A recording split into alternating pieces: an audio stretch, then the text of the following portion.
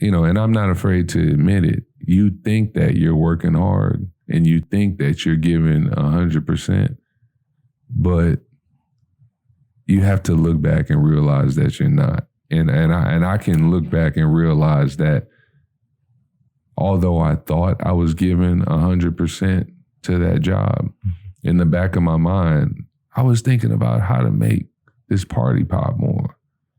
Because that's where my creativity was. Because they weren't giving me the lane to be creative in the engineering field. Because I'd be like, man, what else can I do? Like, how else can I help? Like, so I want something to be mine, this to come from my brain and my thought. Like, I thrive better when this came from me internally. This is what I wanted. It came out and I put it on paper, and then I watched it, the fruition of it. It's like watering a plant and watching it grow. That's what Waxaholics was. Welcome to the Introspektiv podcast, a series of insightful conversations where aspiring individuals reflect, engage, and share their journeys. For most of us, life is filled with hustling and bustling, with little to no time for stillness or to make sense of the winding roads that got us here. So tune in, because we're going to dig deep on what the pursuit of happiness really means and what often gets in the way of unlocking our greatness. Hey guys, our guest today is none other than resident DJ and entrepreneur Rican McGusty, also known as DJ Big Reeks. Now, Reeks' career has spanned for over 20 years, from curating local events to working with celebrities like PJ Tucker, Clyde Drexler, Tracy McGrady, and Chris Paul. Reeks is also headline concerts and tours with emerging artists Toby and Wigway, and curated events with Fortune 500 companies like Nike, Twitter, Airbnb, and HBO, to name a few. When it comes to orchestrating sounds, Reeks has literally done it all. In this episode, we talk about his love for music, health and wellness, having mental clarity in your work, and why it's so damn important to not only surround yourself with people who you love and real friends who love you back. Guys, tune in for this amazing conversation. Thanks for watching and enjoy the show. Thanks for coming to this podcast. We're going to expose you in every facet of the way. But now, first of all, I want to commend you for your work ethic, man. You work real hard. I've been to some of your events, and Saturday night, turned up, leave 2:30, 3 a.m. Yeah. Take my ass home, take my ass to bed. And I literally wake up and I look at my phone. That boy DJing again. That boy crazy. 10 o'clock, 11 o'clock on a Sunday. Back at it. And I'm like, man. We drank the same. And it's crazy because, we look at it at DJing as a fun gig, but it's really, really hard work. I mean, think about it. You're on your feet for how many hours are you standing? Man, 6 hours, at 7 hours. Yeah. Yep. And you back at it. You have no choice. There's been plenty. Bro, there's been times where I am in another country and I fly back in to go do brunch. Right on. And what we call coming in hot. Because we're still drunk from the night before. And we're drunk on the plane and come straight to brunch. And get other people drunk. And still drunk. I can remember taking a nap on the 5015 floor. And wow. It's a short nap and then waking up and getting back to it. And then we had Fox later. That's amazing, man. Tell me, where does that work ethic come from? Is that a guy in East thing? Or? Man, honestly, it's really just loving the music and understanding the dedication, because who else is going to do it? I know that it's a long day, man, DJing 12 hours, 15 hours on Sundays. It's a long time to start at 11 a.m. and continue till 3 a.m. and eating barbecue at 3 a.m. and then going home, on a Monday and then having to start back over again. But I really, truly love what I do. And that it literally wakes me up in the morning early. And I know I just have to do it again because otherwise, where's my money going to come from? I don't have a backup plan at this moment. This is your plan, A, this B, is my and C. plan, A, B, C, all of it. You know, I'm going to be a musician in Houston. That's what I'm going to be. So I'm gonna do you like Brown Sugar. When did you fall in love with hip hop? No, but on a more serious note, like the music thing. How did you? Because we could ask and be like, hey, how'd you become a DJ? But being a DJ obviously is falling in love with music. Right. So how did this all unfold? But you know what? Because I could tell you this story about falling in love with hip hop or whatever, and how great music is and all this. But it'd be a lie because right now music ain't that great. I'm gonna just be the one to say it. Like people will rebuttal what I have to say, but this is you got this record's coming your way. Yeah, hey, whatever. Fuck Reeks. Right. But this is my opinion. Music has fallen off tremendously. Okay. It is not as much effort put into it. It has become very formulated. It has become very much marketable, and it is sold. It's not that feeling anymore. You listen to Vince Staples talk about how he had placements in movies and in commercials, and so he started making music that could be commercialized. It wasn't that and you know, it's smart.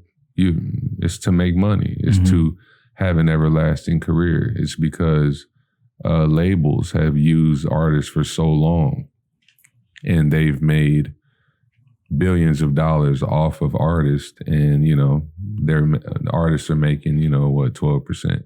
I saw somebody the other day trying to defend it. Oh, well, 12% of so many billions. That's still $3 billion amongst, all the artists. And I'm like, you're trying to defend, that $80 billion was made and 12% of that was made to given to the artist. And you're just trying to defend that as, oh, that's a lot of money. 12%? Nobody wants 12% of their work. Right. I got you. So don't defend that. But so my point is though, music has gone down, and I think what I kind of foresaw 10 years ago when I started Waxaholics and started throwing these parties, and when the Atlanta scene and the crunk scene was more relevant, and these things were, Lil Jon was getting us to do it all by yourself. Let me see you do it. Encouraging people to dance, snap their fingers and dance by themselves. And, and then of course now we've got TikTok and all these things, and, everything's moving away from just a party. A simple party of people having a drink and just moving around the room and having a good time and looking people in the eye and entertaining conversation and dancing a little bit when they hear a song that they like. So is that what you fell in love with? Not maybe not necessarily the music, but the feeling. The feeling. A party. That feeling. That's house what I parties. Love. That's what I love. I love that feeling. And that was what I saw as a kid. That's what my mom and dad were doing. They were creating these environments that people love. They love to come to our house. So your house was the party house? Yeah, our house was a party house. That was throwing the parties? Yeah. Okay. My mom would cook. And the elements of a party, the food, the drinks, and the moving of the couches to create the dance floor and the space. And that's all you need. You don't need anything else. And that's what the basis of all my parties contain. What was the first lit party you saw? Like obviously it was in your home. Like walk me through that. How old were you? What happened? Man, it was Christmas time. Christmas time events. Michael Jackson playing in the background. Moving into soca music. I'm Guyanese, so we had soca and reggae. But yeah, I remember there was a glass window in my room, and I would peek out and look and just see all the people just moving, and, you know, the lights from the television, and people just drinks in their hand, and it's loud. You know, I'm supposed to be sleeping, and I'm just They thought you were asleep. Yeah, they thought my mom and dad thought I was asleep. But I was just observing. I was like, this is amazing. I'm like, I want to be a part of this. You know what I think about all the time? I think about eras of music that I wish I could have been there. Mm-hmm. Like, I wish I could have been there when Bob Marley had, you know, released, you know, Three Little Birds, and like, imagine like what this party was like when jamming came out. Like 10 kids. Yeah, right. I mean, I think the same thing, but I think we're lucky to not have been. I consider myself an old soul. I think you are too. Yeah. But we would have had too much fun. Too much, bro. Too much. It's fun. Better this way. It's not as fun, but it's better. Right. Yeah, bro. Imagine being around, being, you know, 23, 24 years old, you know, when, you know, Thriller came out. And you're in the club. You're no Instagram. Yeah, no Instagram. Nothing in your hand but a drink, and you looking around the room. And your white socks. Right. Pulled up, sideburns down to your chin. Pork chops just banging, you know, fro just puffed out. And you're just looking for a good time. You're looking for women. You're you know, having conversation with your boys. Mm-hmm. And if you don't meet a girl, whatever, you go home and you do it again the next day. Like that's what it was about. You know, nothing flashy. You know, no bottle popping. Just pure good time. You know, eat a few chicken wings when you're done, mm-hmm. and head on home. Yeah, man.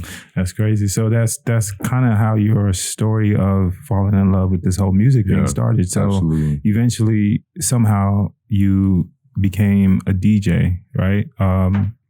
What were you doing? How did you start DJing, and then how did you actually make it into a profession?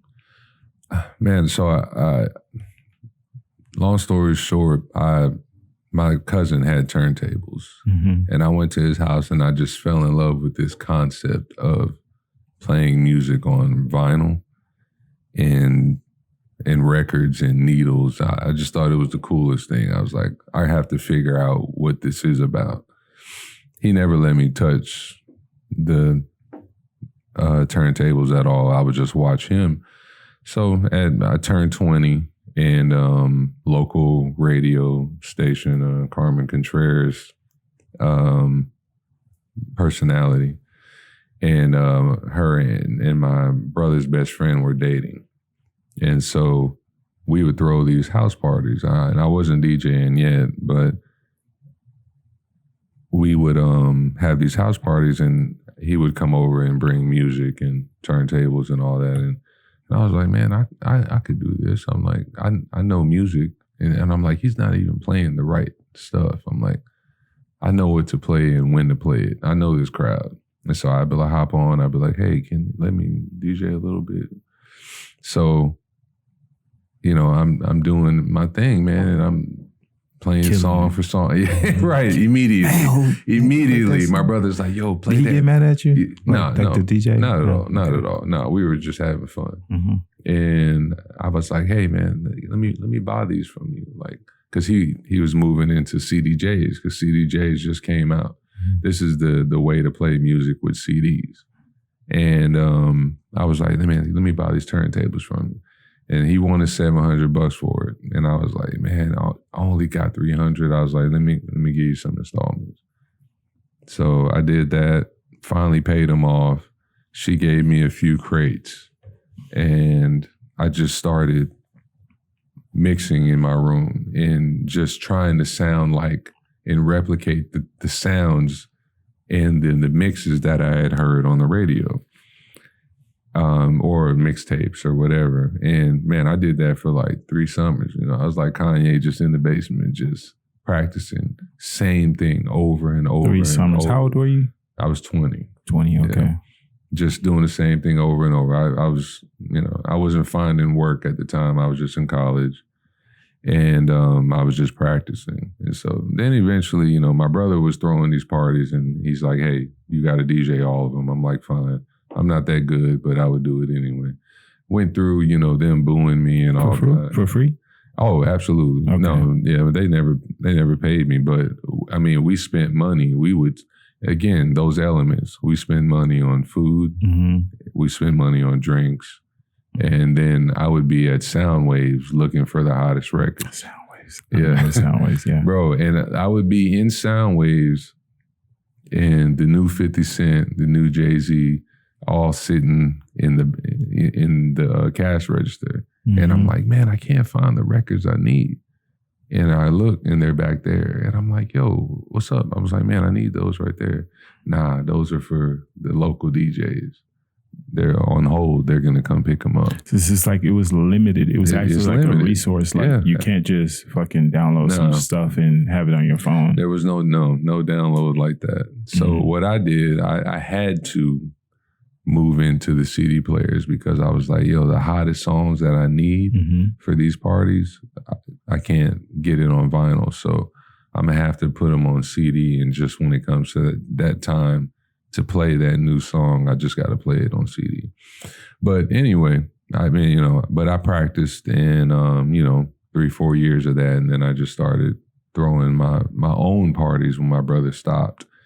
And then I found Yao Ming's restaurant. I started throwing those parties. I graduated college and I stopped DJing. And I was dating this chick, and we ain't gonna name her. Right. But she was getting a little expensive, right? And I was like, man, I need to make some more money. So I went back to... Don't go off on a tangent, but I don't want us to go off on a tangent, right. But define expensive. What you mean by that? Well, she didn't have a job. Oh, shit. Right. Damn. So we were going on dates all the time, which no problem. She wasn't asking me to do anything, but I enjoyed the same thing she enjoyed. So, but we would go to the movies, and we particularly like to go to studio movie grill type stuff. But it's fancy. It's fancy. And you spending $100 a night because hey, what year was this, bro? This was like 2008.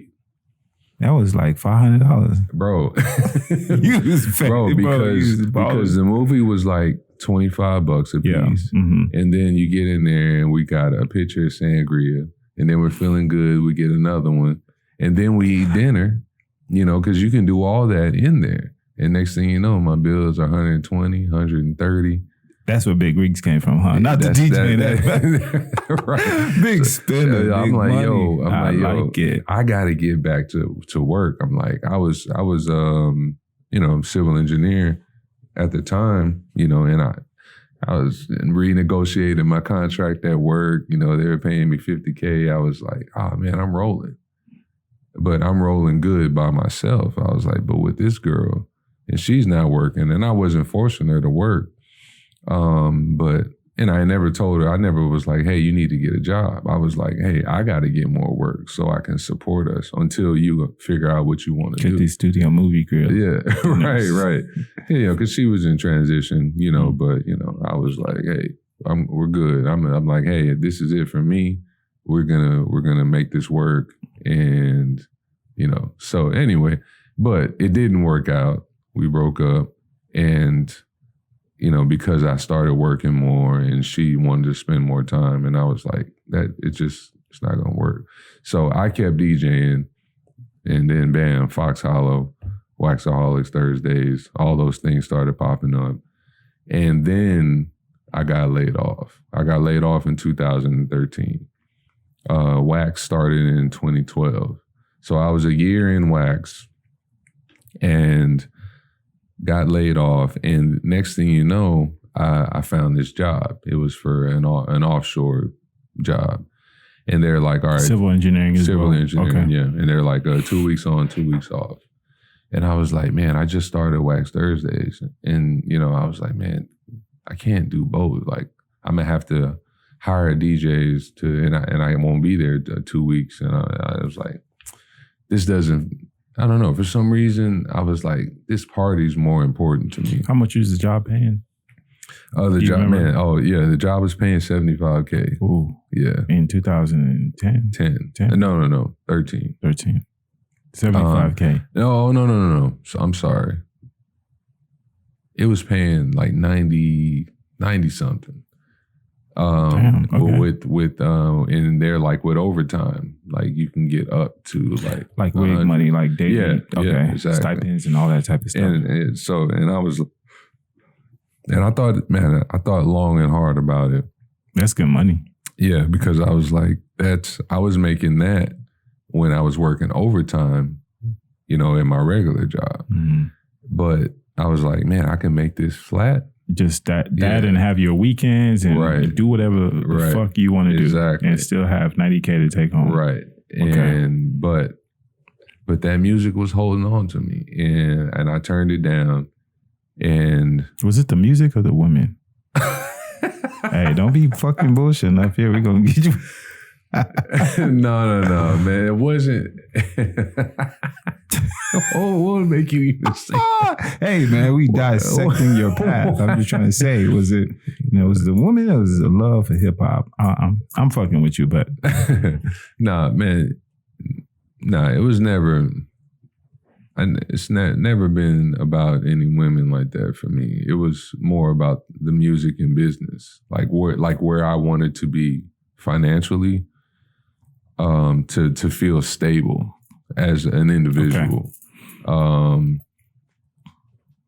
And I was thinking about how much money I was making DJing, and I was like, man, I think I can make a living. But we're children of immigrants. Mm-hmm. And they expect us to do certain things.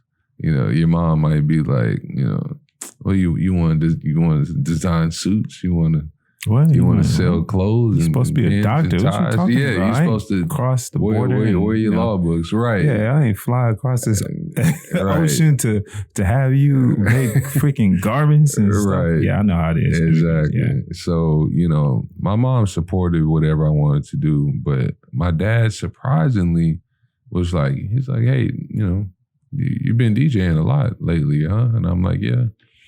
He's like, you think you could do that full time? Take care of yourself?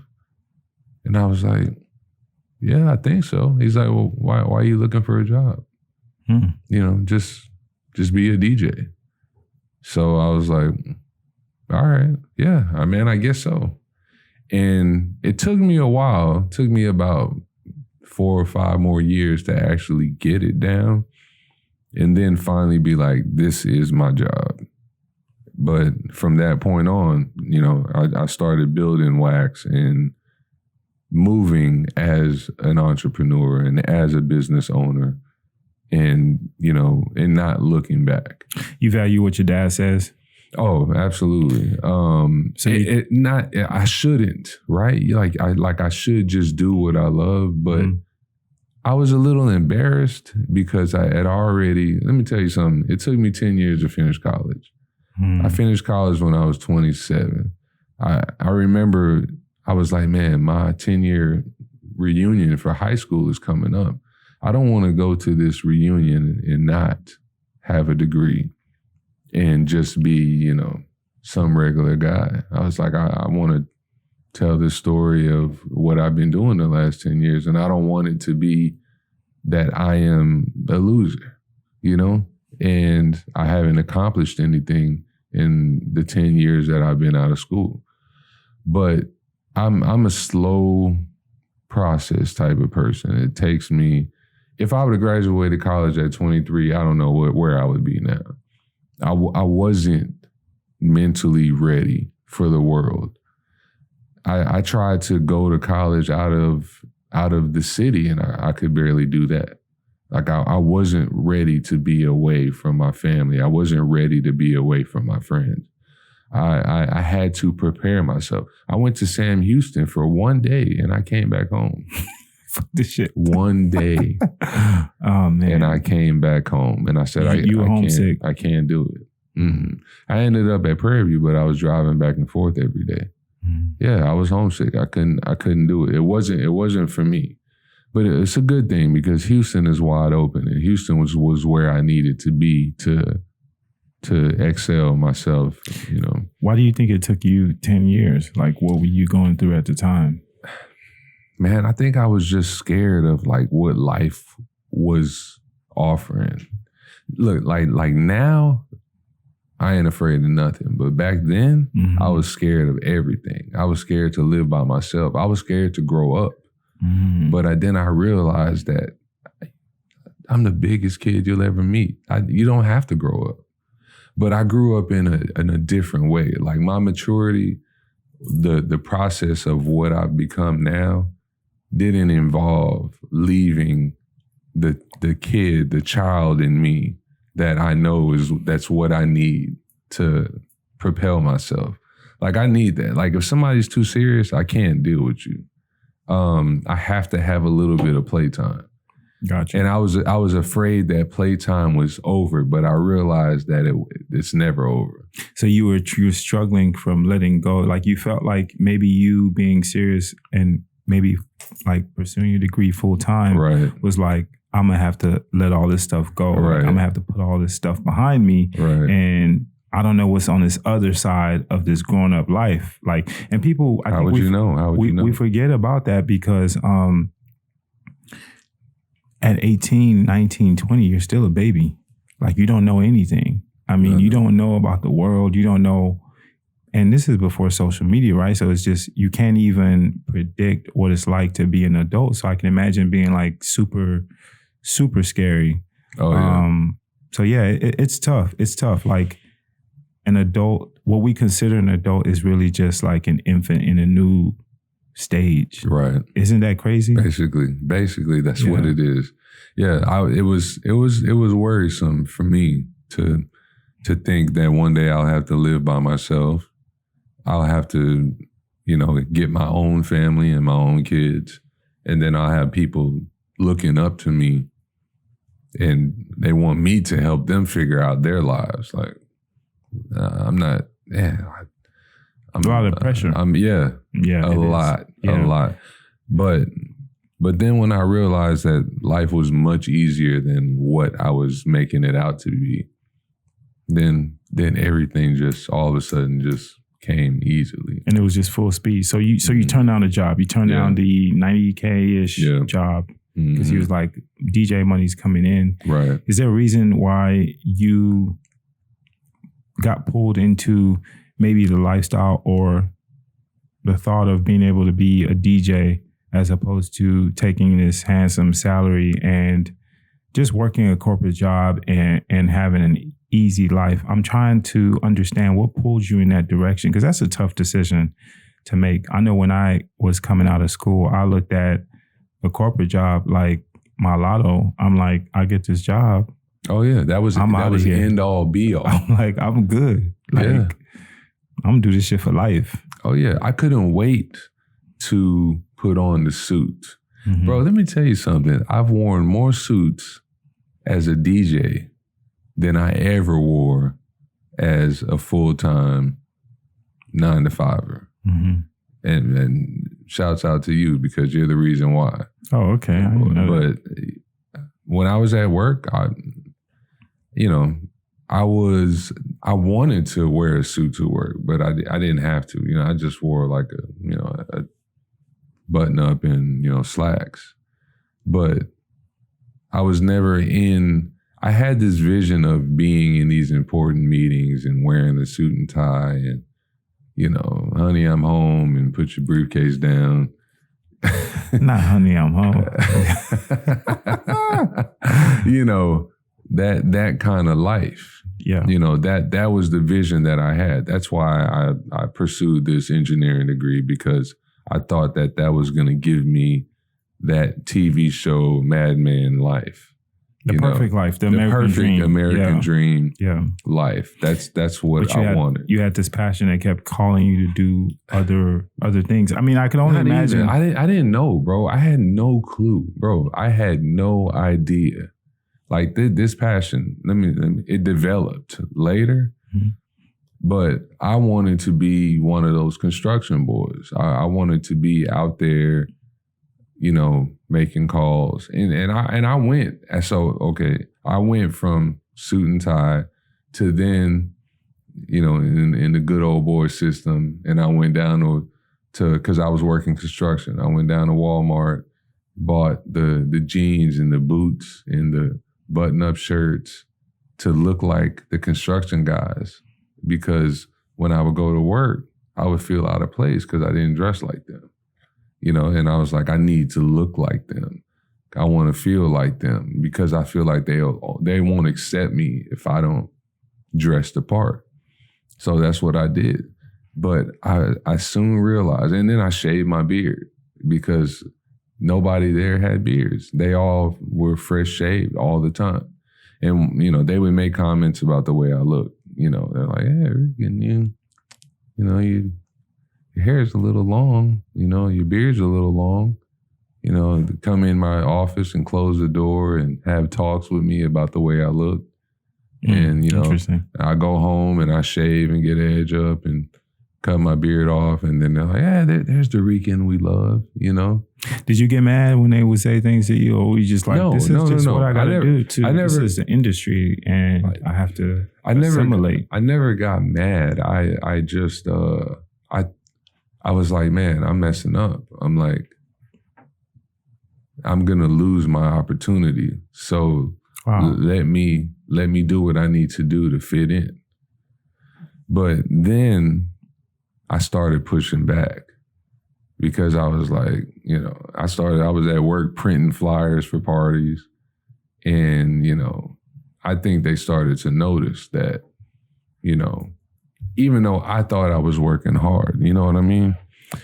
People, you know, and I'm not afraid to admit it, you think that you're working hard and you think that you're giving 100%, but you have to look back and realize that you're not. And I can look back and realize that although I thought I was giving 100% to that job, in the back of my mind, I was thinking about how to make this party pop more.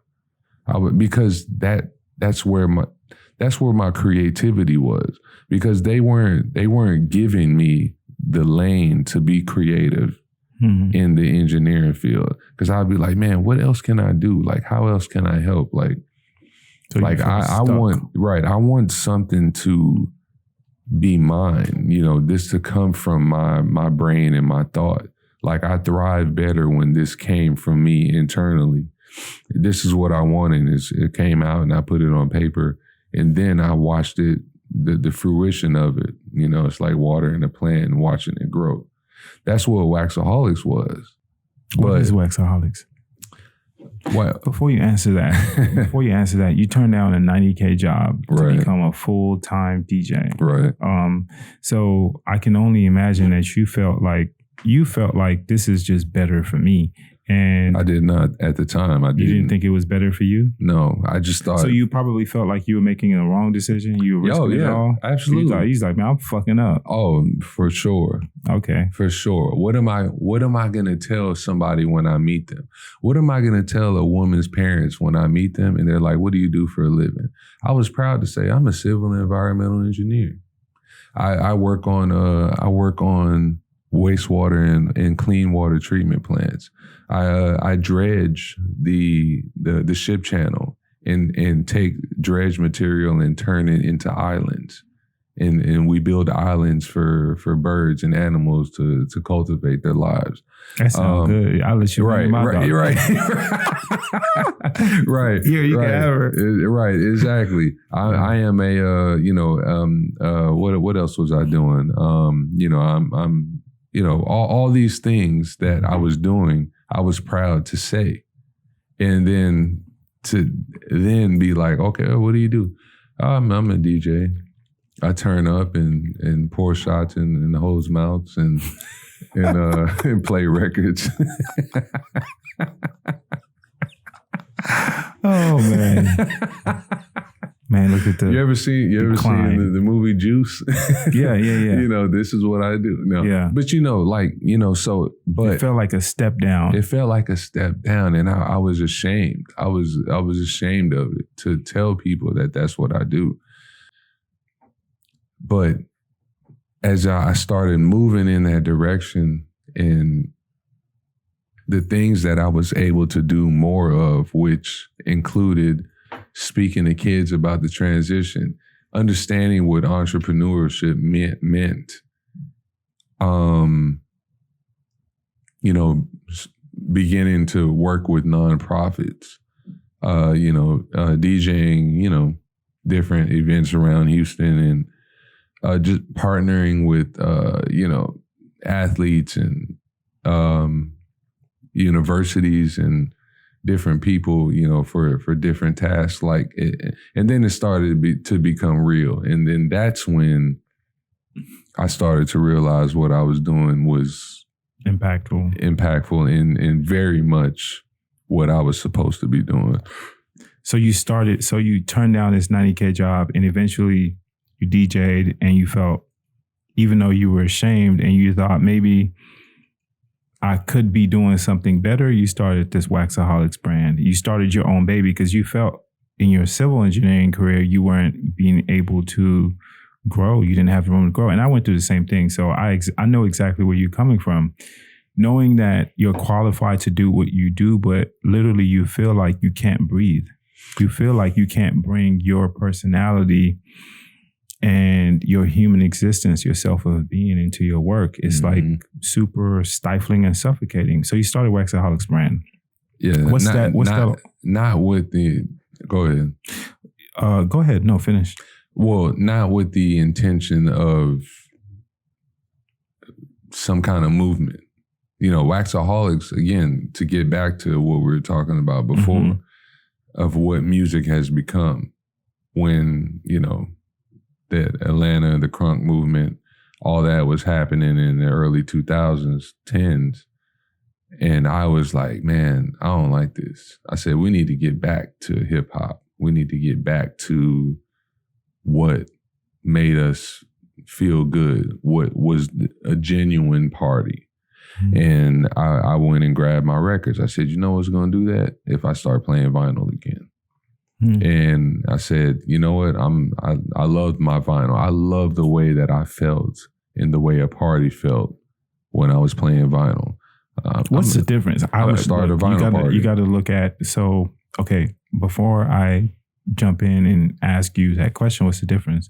Talk to me a little bit about what that means. Like, having this retro party, like, this idea of taking it back, because I love music, but if it's on an MP3 player, if it's on an iPod, I don't give a damn. Like, we see Waxaholics like, oh man, like, I mean, I know from my personal experience, I come to Waxaholics events and I have a good time. Right. But what is that? What is that about?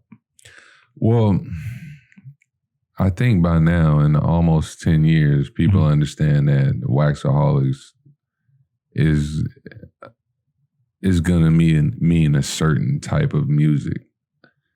My question directly to you is, why is it different? Like, why? Because you was like, I got to get back to playing these records on vinyl. Right. Like, what's the difference? Like, why do you think playing a record on vinyl versus just playing it off your laptop, how does that create a different feeling? Why does it matter? Like, why does it matter? Man, number one, you can't get everything on vinyl. Okay. Don't get me wrong. There's some trash on vinyl, but it's more than likely, especially at that time. The reason why I went back to vinyl was because at that time, most of the music that I had that was on vinyl was good party music. So it's a quality thing. The quality on vinyl it's is a quality. better. Yeah, it's definitely. like you familiar with the term of gatekeepers? Yeah. So in order for something to come on vinyl, it almost can't be trash. Right. Is that right? Well, no, not now, but not now, but back when you started, like you were trying to, you went to vinyl because it's like if I have to play records, these have to be good records because I got to hand pick them. Yeah, because people they stopped producing their vinyl. Vinyl sales went in around 2007, 8. They just depleted. Just artists stopped pressing their albums on vinyl. A lot of major artists, and only certain true to the game, true to the music artists would release their albums on vinyl. So what you were getting was a niche, set of music that was still being released as, an LP, on wax. So everything that I had prior to then was what I considered what it was going to be in good music. So you would come to a wax event, it's 2014, 15, but we're not playing anything that's any newer than 2007, 2006. So it's all flashback. So you ain't getting nothing but, Biggie, Nas, Hove, Outkast, Goody Mob. Legendary music. Early Kanye West, Wu-Tang Clan, Isaac Hayes, Isley Brothers, Earth, Wind, and Fire. That's what you were getting. Bangers. And that I'm turned up all night. Bro, these drinks are in your hand, and next thing you know, some Dipset comes on, some 50 Cent comes on, some classic, Hove comes on, and you can't help yourself. You're like, man, this is it. It takes you back. Because, back then, all of these records, because we're really having a supply and demand conversation because now, we're in a different era now, but back then, you could remember the records. Like you could remember this album just came out and look, Godson, track number 7, that's my shit. You know what I mean? Right. Everything was so memorable. So it's like supply and demand, and you're thinking, man, I'm having a blast. I'm having a good time. Like, because the way that I see it as you explain it, and having been to some of the events that you've curated, is I hear the music, or everyone hears the music, and it's just track after track after track. It's a great feeling. You just, and every time when we think about supply and demand, here's a crazy thing that people don't think about. Because at that time, the floodgates wouldn't open in the industry, as you may say. Right. Everyone knows what they were doing when Blueprint came out. Yeah, you know exactly what you were doing. So when you play these records, it's taking me back. Like if I hear Usher, was it 9701? 8701. Like I'm going back to 11th grade, 12th grade. Like, you're bringing back memories. It's bringing up all these feelings. Yeah, it's nostalgic. So that is the birth of wax. That's what I wanted. I wanted everyone to feel every Thursday where they were when they heard those songs and heard those tracks. When the Fugees, we used to be number 10, whatever. Bro. Where were you when that hit? Man. And when you first heard that, And hearing it again. That's the crazy thing. Right. Hearing it again, because you haven't heard it in so long. And you hear it, you're like, what? Yeah. You're like, because usually you got to go back and you got to physically play that. To have someone play that in a public environment, it's almost like, man, they caught me in the shower. Yep, right. Like, you know, I'm about to fuck shit up. Yep, and that was the challenge. The challenge was finding records every week that you could bring back that would have someone come into the booth in tears, like, man, I was in the 8th grade when this dropped, you know, I blah, blah, blah. No, here's my story, you know, and that's why people loved Alley Cat. That's why people love Wax, because they were getting that feeling every week that, you know, it's not to say that you won't get that anywhere else, but I was trying to ensure that you wouldn't get that anywhere else. And we kept it going, you know, on vinyl. But, you know, it started as, I just want to play my old music and I want to give people a jump off. You know, this is just the start. You know, Double Cross was just the start. You know, we're done at 12, 8 to 12. And then you can go to whatever club you want to. Just come have a few drinks here. And because you ain't going to the club till 12 anyway. Yeah. So just come here and pregame and then go over there. Fifth Amendment or whatever. So break down to me in your thought process, what does a perfect party look like? Like, is it heavily promoted? Is there a hookah? Are there sections? Like what? Because one thing I got to commend you on is that you're just not a DJ. You curate events. Like, you're making events for people to come out and have a blast and have a good, memorable time. I've literally been to some of your events and I'll just see some celebrities hanging out. Not a celebrity party, but like, I think I went to Alley Cat one time and Davin Bellamy was just, not Davin Bellamy, sorry, that's a football player. What's the guy on, his last name is Bellamy. Oh, Bill Bellamy. Bill Bellamy. Oh yeah, Bill. He used to come. Yeah, but he's not. It's not. Mm-hmm. Oh, Bill Bellamy is gonna be here. He's gonna. Right. It's he's never. On a flyer. Never. He's literally trying not to see anybody. Or hoping. I'm like, bro, you thought you was just gonna pull up and like nobody. But I mean, right. He was really in his own space. Mm-hmm. It was him and Cole.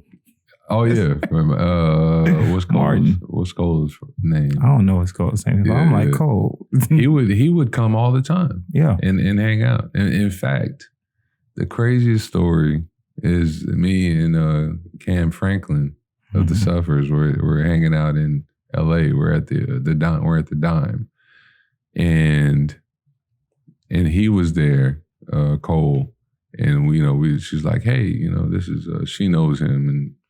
We're talking, and she's like, "Yeah, this is Reeks," and Sanaa Lathan's brother is DeeJay'n. It's dope. Like, if you ever never been to the Dime in LA, and he's Cole. Is like, he's like, "Yeah, man, hey, nice to meet you." He's like, "Man, I'm actually going to Houston tomorrow," and I was like, "Oh, that's what's up." He's like, yeah, man, I like to go to this spot on Thursdays called Alley Cat, man. It's dope. He's like, if you never been, they play hip hop, man, and records. He's like, it's dope. And Cam just looked at me. And I was like, oh, really? And I was like, man, that's awesome. And Cam's like, she's like, hey, that's your shit. That's his place. Yeah. And I was like, oh yeah. I'm like, yeah, that's my spot. I'm like, I curate Thursdays there. And he's like, oh really? He's like, man, bro, I love that place. And then I wasn't there the next day because I was. You probably broke his heart. It seemed like you probably was thinking. I know I would be thinking, you need to get on this flight. Right. Like, exactly. I'm going to Houston and I'm looking forward to that. Right. And without you there, it's like. Is Houston really Houston? Bro, I know, man, look. But yeah, that we would get all kinds of people just wanting to come through. And it's small in there, man. So like sometimes it's hard to accommodate. I had Big KRIT come through one time and he was like, man, where am I going to sit? And I was like, there's no place to sit. Like, you don't have to stand like everybody else. You can come hang out in the DJ booth if you want. I had Kid Cudi come by one time, which I was super excited for him to be there. And they contacted me and was like, hey, we heard this is the place to be. We want to come. And I was like, man, look, I cannot promise you any special accommodations. There's a little bit of a back section. Maybe we can clear it out, but like people just hang out everywhere. So I'm like, come in, take your chances. And his drummer, Mike, had came and played a set with me. And it was awesome, man. It was amazing. But to me, that was the top tier moment. Like my favorite personal artist is Kid Cudi, and trying to stand in your DJ booth. They want to just come stand in the DJ booth on Thursdays because they heard that it was dope. So yeah, because they know that this person is not just picking Cudi track from a playlist. Like he's gonna pull my record. Oh, and absolutely. And people get wild, man. Like you pull that record out and you play it, they see the reaction. And they like, man. Yeah, and that it's different from you to saying you're gonna play my record to you gonna play my record. My actual. You're gonna pull my record out and play it. Oh yeah, people would bring their records. I'm like, hey, let me tell you something. If you have your record on vinyl, I'll play it. Especially if it's on vinyl, bring it. This is a perfect opportunity for you to get your record played. And people knew that, and they would bring records to me all the time. I have tons of records that people were just like, yo, man, I got this on vinyl, bro. I printed this up just because I knew Waxaholics Thursdays. And I'm like, dope, man, thank you. I appreciate it. And yeah, we're going to run it. Like most definitely, bro. That's awesome. That's awesome. So many records, man. Even to this day, man. I had a conversation with N.O. Joe. And if you don't know who N.O. Joe is the producer of all your Southern classic favorites from UGK and Scarface and the Ghetto Boys. He's produced all those albums in the 90s that you love from them by Pimp C and Bun B and Scarface and, Bushwick Bill, Willie D. He made all those records. And him and I are good friends. And I go to his studio and listen to, stuff that he has going on. But he's been telling me about some new records that he has coming out. And he's like, hey, what you think about this? He's like, I want to print this up on vinyl, and make this official. I'm like, bro, that's dope. Probably because of you. Bro. Probably because he wants this shit played. Bro, man, look, every time we talk, he's like, bro, I need to put this on vinyl. I'm like, please put it on vinyl. That's setting a trend and setting a lifestyle, and that's really creating a brand. But look, I want to segue a little bit into friendships because having known you for a while, I know you take friendships super, super seriously. And I remember when we first met, you probably don't remember, but we met in a Facebook group off of like talking shit about this Joe Budden track that we both love. And I remember when I just had the thought of starting Southern Gents, and I'm like, I ran it across you and we talked and you told me about Waxaholics, starting Waxaholics. And if you guys haven't watched the first episode, you definitely got to check it out because you were a large part, or you had a large part to play in the beginning of Southern Gents, because we started out just doing networking hours to where we just wanted people to come out. Because for us, it's also like a feeling and a brand and making people feel like they're alive and they're able to network and have conversations. And I don't know if you remember this, but the first event, we talked about Southern Gents. You're like, I'm starting Waxaholics. And you offered to do it for free. Really? And yeah, because we were friends and you just loved the idea. You were like, man, I'll do it for free. And I'm like, shit, come on. Like, come on. I'll do it. So, where was it? Where was the first event? It was, I think it was the Alden downtown, but I think it's now called the Sam Houston Hotel. Yeah. But I kind of told you that I'm like, hey man, I'm trying to do something like more upscale, like people who were just getting off work. Same thing with Waxaholics. Come have a good time. And you were down. And we've been friends ever since. And I know you take your friendships super seriously, or at least I think you do. Oh, no, so let's talk a little bit about what friendships mean to you? Are they important? And not just, they're not always good. Sometimes friendships die. Like, Yeah. you know, Absolutely. What's the importance of friendships to you? When do you know how to keep a friendship alive? Or, you know, the friends that you just have to let go and just let go by the wayside? Yeah. As you get older, you start to, your circle probably will get smaller. Circle gets smaller, everybody can't go. Everybody cannot go. R.I.P. to Nip. Yeah.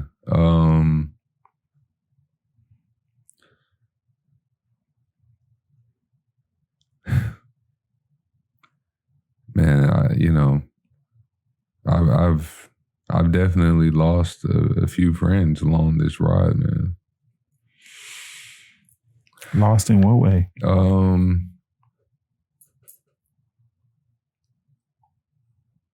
Man.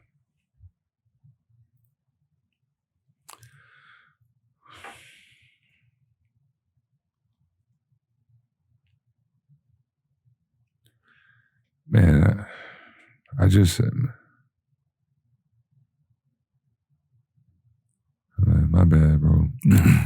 It's that's why we call it the Introspektiv podcast, because the reason why we wanted to start this podcast was much respect to my brother Dre. He really pushed us to start this podcast. He's been in my ear for years about how we have to have real life conversation, and we kind of went back and forth on our idea.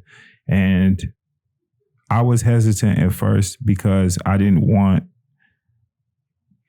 us to have conversations that would negatively affect the brand. But the more I thought about it, I'm like, this is what we're trying. We're a lifestyle brand. We don't do fashion. Fuck fashion. We're about style and lifestyle. Right. And we wanted to start this podcast to have men, women, aspiring individuals, whoever they may be, have a platform to talk about what we've been through, because we never talk about it. We never talk about how hard the journey's been. Everybody sees DJ Big Reeks, but they don't know, how did Rican McGusty become DJ Big Reeks? What was that journey right? Like, I know I've lost a lot of friends through my journey, not intentionally, but just because starting this brand, from just like for you, was a passion for me. I couldn't make time for everything. And so if you weren't in the industry I was working at, or if your vision didn't necessarily align with where I was trying to go, it wasn't like I'm not going to talk to him no more. But if I'm working 9 to 5, if people watch the first podcast episode, I say fuck 9 to 5, like 7 to 11, 12, 13 hours. Mm-hmm. I ain't got time. If it's just turn up, like I ain't got time. So there's guys that I grew up with that I really loved, and I have to take it upon myself to reach back out to those guys, because it's not that I didn't want to be friends with them anymore. It's just what I was doing at the time didn't create room for our friendship. So I know I've known you for a while. I know some of your friends personally. I consider myself a dear friend of yours, and I know if I say, hey, Reeks, there was a time, let me tell you a story while you gather your thoughts on friendship. I was like, hey, Reeks, we doing this suit. I need to make a product video to put on our website for suits, for our first collection of suits. And I'm like, can you do Friday? And your response was, I got a flight at like 3 or 4, but bet I got you. What time? And I'm like, you got a flight on Friday? And you were like, yeah, like I'll just go right after we shoot. I'll go straight to the airport. And I mean, that touched me, bro. Because I'm like, I remember that. bro, I know a lot of people that I've known longer than I've known you. Mm-hmm. And if I asked them to do that, they would have been like, nah, I'm going out of town. I can't make it. Right.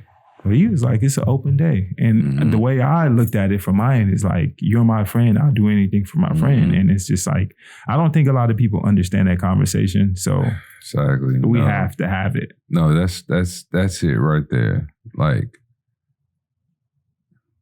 and I've lost friends who I knew would do anything for me, but for some reason, I don't know, there's some jealousy issues. There's things that I don't know about. So I can't do anything about things that I don't know about. You have to talk to me. A lot of people say that I'm hard to talk to and they can't say things to me. And it's because I keep it very 100, very real, very to the point. You know, I'm not going to beat around the bush. I'm not going to, you know, fake the funk. If I don't like you, dog, you will know it. If I don't mess with you, you will know it. I cannot hide it. And especially with my good friends, you know, once I see certain attributes and characteristics, you know, begin to come out, then, you know, I just become a bit, you know, standoffish. So my good friends, I will do anything for. I will, you know, it's ride or die. It's what you need, bro. I got you. It's the shirt off my back. Here you go. Any and everything. But when I see that,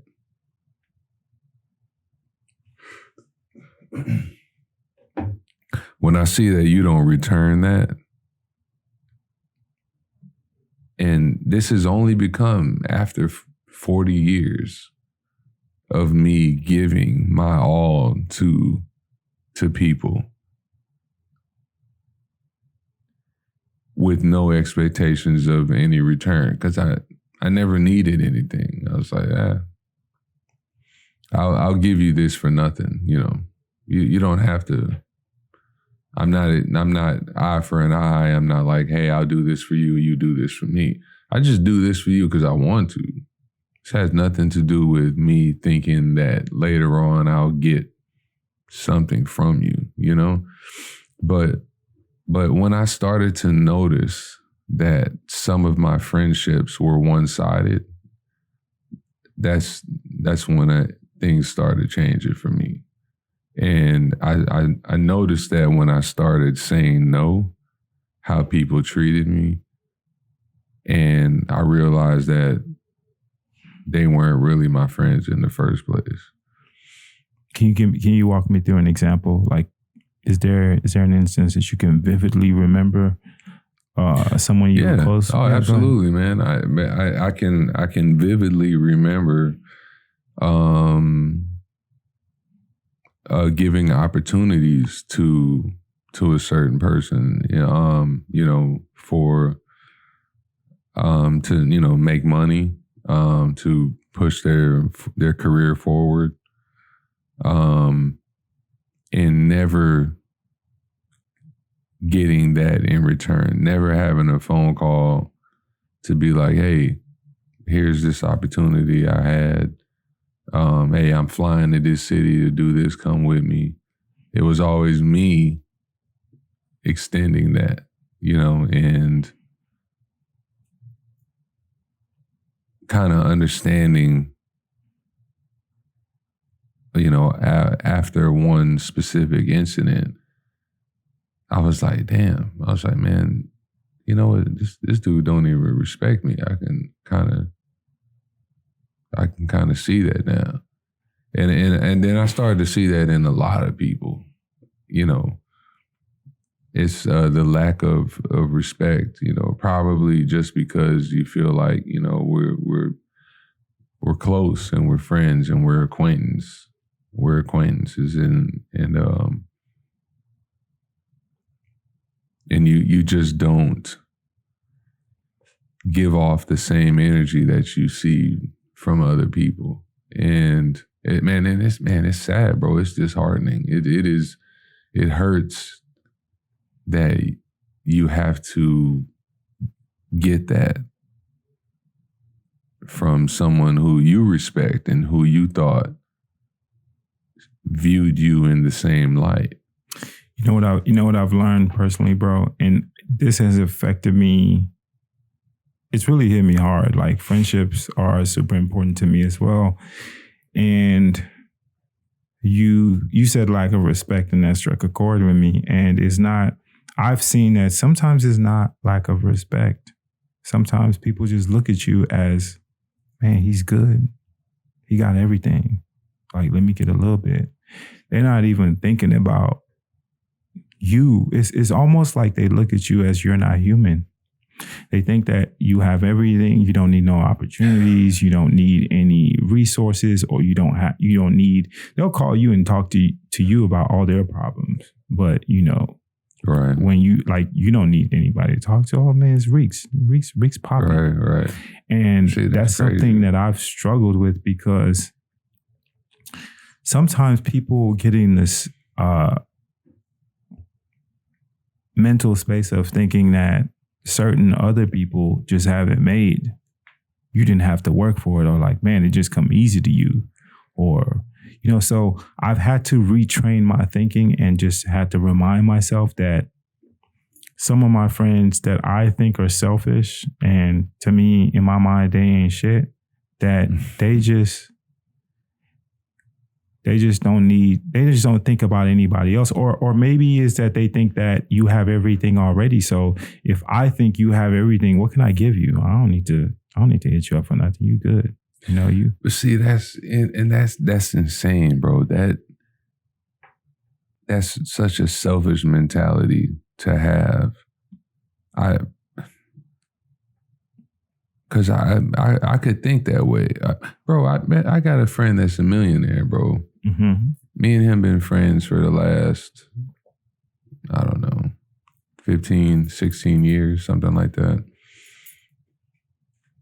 His birthday will come around, or whatever, we're in the club, and I've been in a section with him that he's paid $25,000 for. And I'm like, I can't do nothing for this. Like 25, but I'll still reach in my pocket and be like, man, here's $50. I'll go get us some gum. Yeah,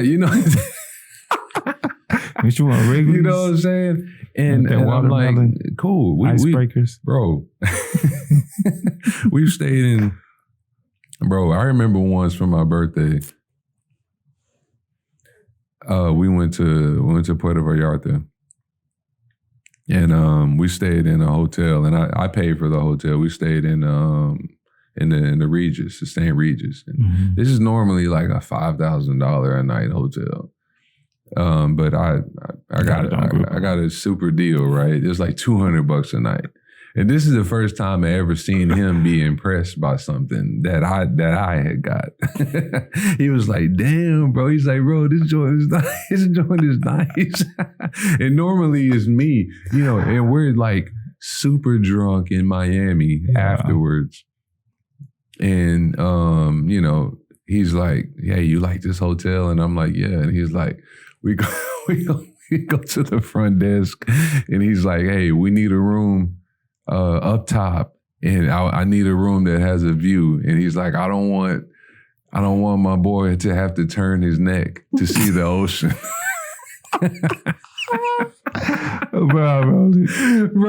bro, this is his only request. They're like, what? He's like, I don't want him to have to wake up and turn his neck to see the ocean for his birthday. He needs to be able to look straight on. And she gave us a room it was like $5,000 a night. to stay there. He's like, whatever, it don't matter. We don't want to turn our necks. We want to walk straight. No turn. No next turn. And bro, that's for my 36th birthday. I'll tell my wife, I don't want to turn my neck.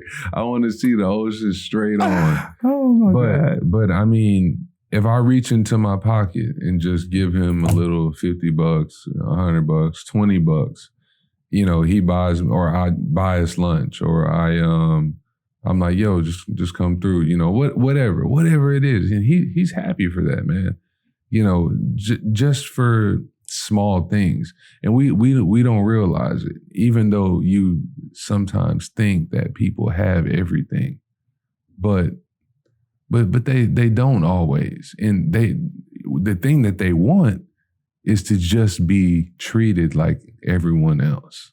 Don't look at me as like this, you know, bro, you've been to the events that I even throw. You've been to where I'm, what I try to create. You know, my DJ booth is always in the middle of the room on the ground. So anybody can come up to me and talk to me and say anything. People will always walk into a room and be like, oh, I didn't want to bother you while you're DJing. I'm like, what about me says that you can't come say hi? Besides my face, because it'll be straight like stone most of the time. But other than that, straight like stone. Straight. Yeah, I'm just DJing like. Yeah. It takes a lot to get you to smile. It does. Not really, but I mean, not really. As somebody who knows you. Well, not because you know now. I think that people try too hard to impress other people. Right. Like I'll say the dumbest stuff, and we're like bawling laughing, and it's like. Everybody's looking like, oh, he's laughing.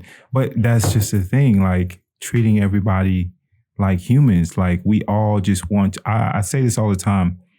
I don't care who you are. If you got $1 million, $1 billion, you just want to be respected, accepted. Mm-hmm. And normal. You want people to appreciate you. Yeah. We all want, this whole COVID thing has really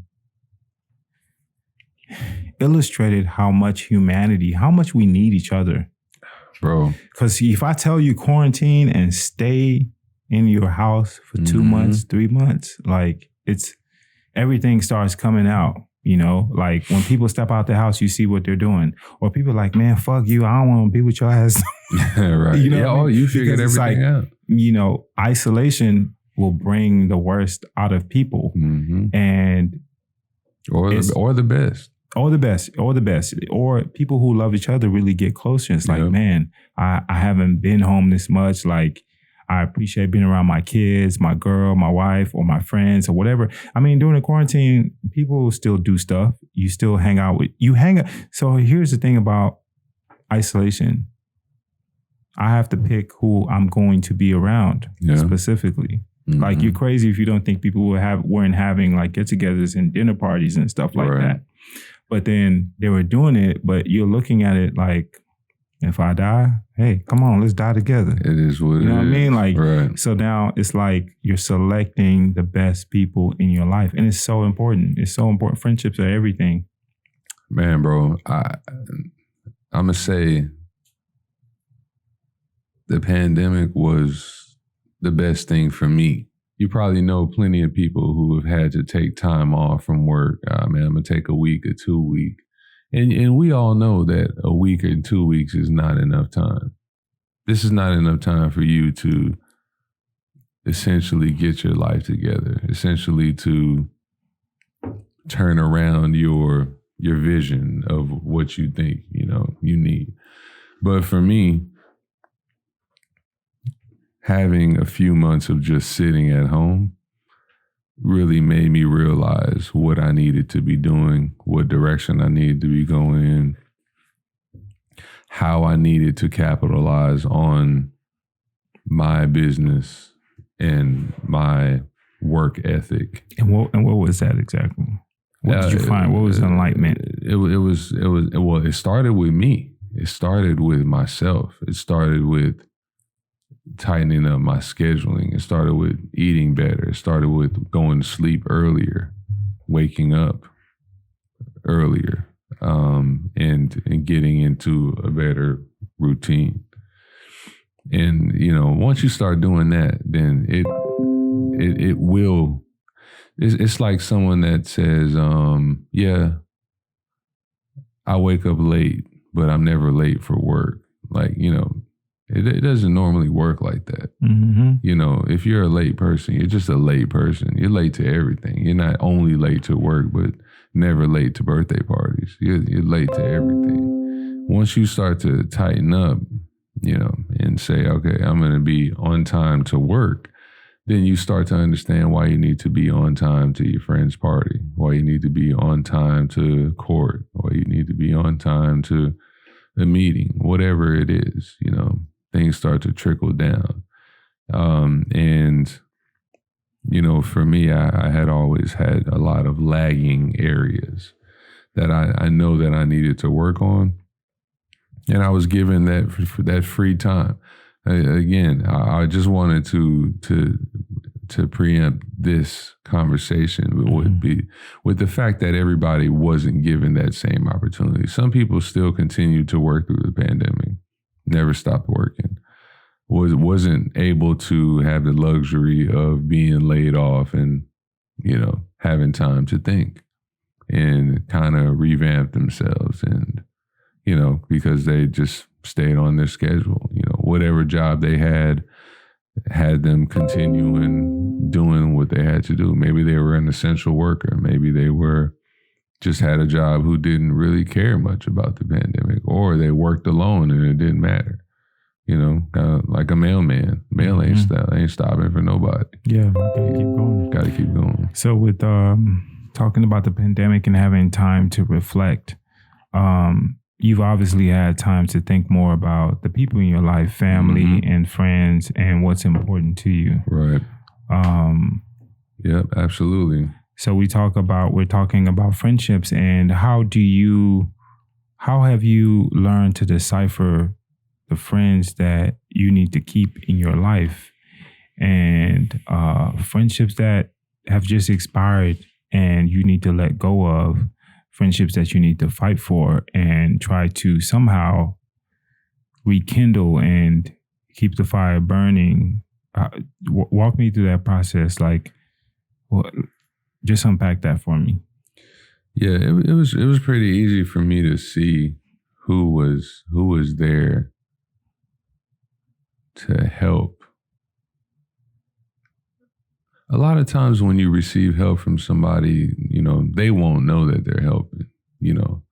They're just there being a person who just checks up on you. Man, I'm just calling to see how you doing. I don't want nothing. I don't want nothing. Ain't that crazy? Like, how many people got somebody in their life who just gonna call them like, just, hey, what's up? What's up? I don't bro? want nothing. I don't just want checking nothing. up on Just you. seeing how you doing, man. Yeah, me not getting many of those calls, especially watching the people around me who act like they care so much, and you not getting that call from them very often, and you started to realize, if I don't reach out, they won't. And then reaching out and not getting the reaction that you would have expected. That was a big thing for me. Like what? What do you mean by that? Just, hey, let's get together and let's go get a drink. Let's go get some food, talk. Oh yeah, man. Yeah, let me check my schedule and see what I got going on. I'll get back to you. I ain't ever said that to a friend in my life, ever, for no reason. Talk to my agent. Yeah, nah. Check my calendar. That's all right. No worries. That ain't that's the first and last time that I do that. Because I don't need nothing to be on your schedule. This is just a regular, let's talk and hang out. It's not a business meeting. Let me check my schedule type of thing. Even somebody I know who's busier than me, who does more than me, who makes more money than me, who got more followers, whatever, all that. And hey, what's up, bro? Hey, yeah, hey, what's up? Come by the house. Let's chop it up. You know what I'm saying? Like, you know that's your friend. I just want to see how you're doing. What about the friends that that you need to check up on them, that maybe they don't have anything to offer you per se, but you're kind of in the driver's seat of that friendship. And that's a heavy crown to wear, because you have to accept that I always got to check up on them, because they need me more than I need them, for lack of a better word. That we all have those friends, and we know who they are. Right. We know that we have some friends that we need to check up on them. Like, they may not be as mentally strong. They may not have like the mental stamina to, handle everything that's going on. Right. But at the same time, a lot of times that could be, it can be a burden, whether we like to admit, because we're all going through shit. Yeah. Oh, no. So, having to, and then sometimes maybe you agree or disagree. Sometimes you have to evaluate and reevaluate those friendships. Like, do I need to, like, man, how much more can I give? Right. No, there comes a point where you cannot give all of yourself. You have a certain, it's like I studied something called Qi Gong, right? And your Qi is your energy. You cannot give out all of your energy. You spend your time cultivating and saving that energy. And we could talk more about that, but let's talk more about it. Like how'd you get into that? Is that what you're doing when you what? Doing the Luke Kang? I mean, no, absolutely. It looks super serene and meditational. How'd you get into that? So this is a part of, understanding yourself, right? So I guess let me start this from the beginning. I guess a few years ago, I was looking for something. Just something more out of life, I don't know what it was, I've kind of been through religion a little bit, sports, entertainment. And, I'm just like, man, I feel like I'm missing, something that I can kind of hold on, and believe in. So anyway, I'm on Twitter. And this girl in tweets, she's like, Dr. Strange woke AF, AF woke as fuck, who doesn't know what AF stands for. But she tweeted, Dr. Strange woke AF. And I was like, really? She's like, yeah. She's like, you haven't seen it? I was like, nah, I haven't. She's like, you should watch it. It's really good. I'm like, okay. So I go watch Doctor Strange. And if you haven't seen Doctor Strange is about a man who was a brilliant doctor and a surgeon. And he gets into this car wreck and he loses the ability to use his hands. He then finds out about a guy who is in a similar situation, but he healed himself. And he was like, I need to find out how this happened. How did this guy heal himself? And so he goes and finds this temple and this monk. And he learns how to heal himself. And then he becomes Doctor Strange. And I was like, that's what I need. I'm like, I need to find a monk. But I'm like, this is crazy though. Like I can't find a monk. Like where would I find a monk? Like this is this is like, what am I going to go to the yellow pages? I'm showing my age now. And look up monk, temple, and just roll into a temple and be like, hey, accept me, for who I am or whatever. And show me the way. So the next week, it might have been the next day, I think. And I had dinner with a friend of mine who's friends with Rick Smith. And I'm talking to her. I said, man, I had a funny thought the other day. And she's like, what's up? And I told her about Dr. Strange and the tweet.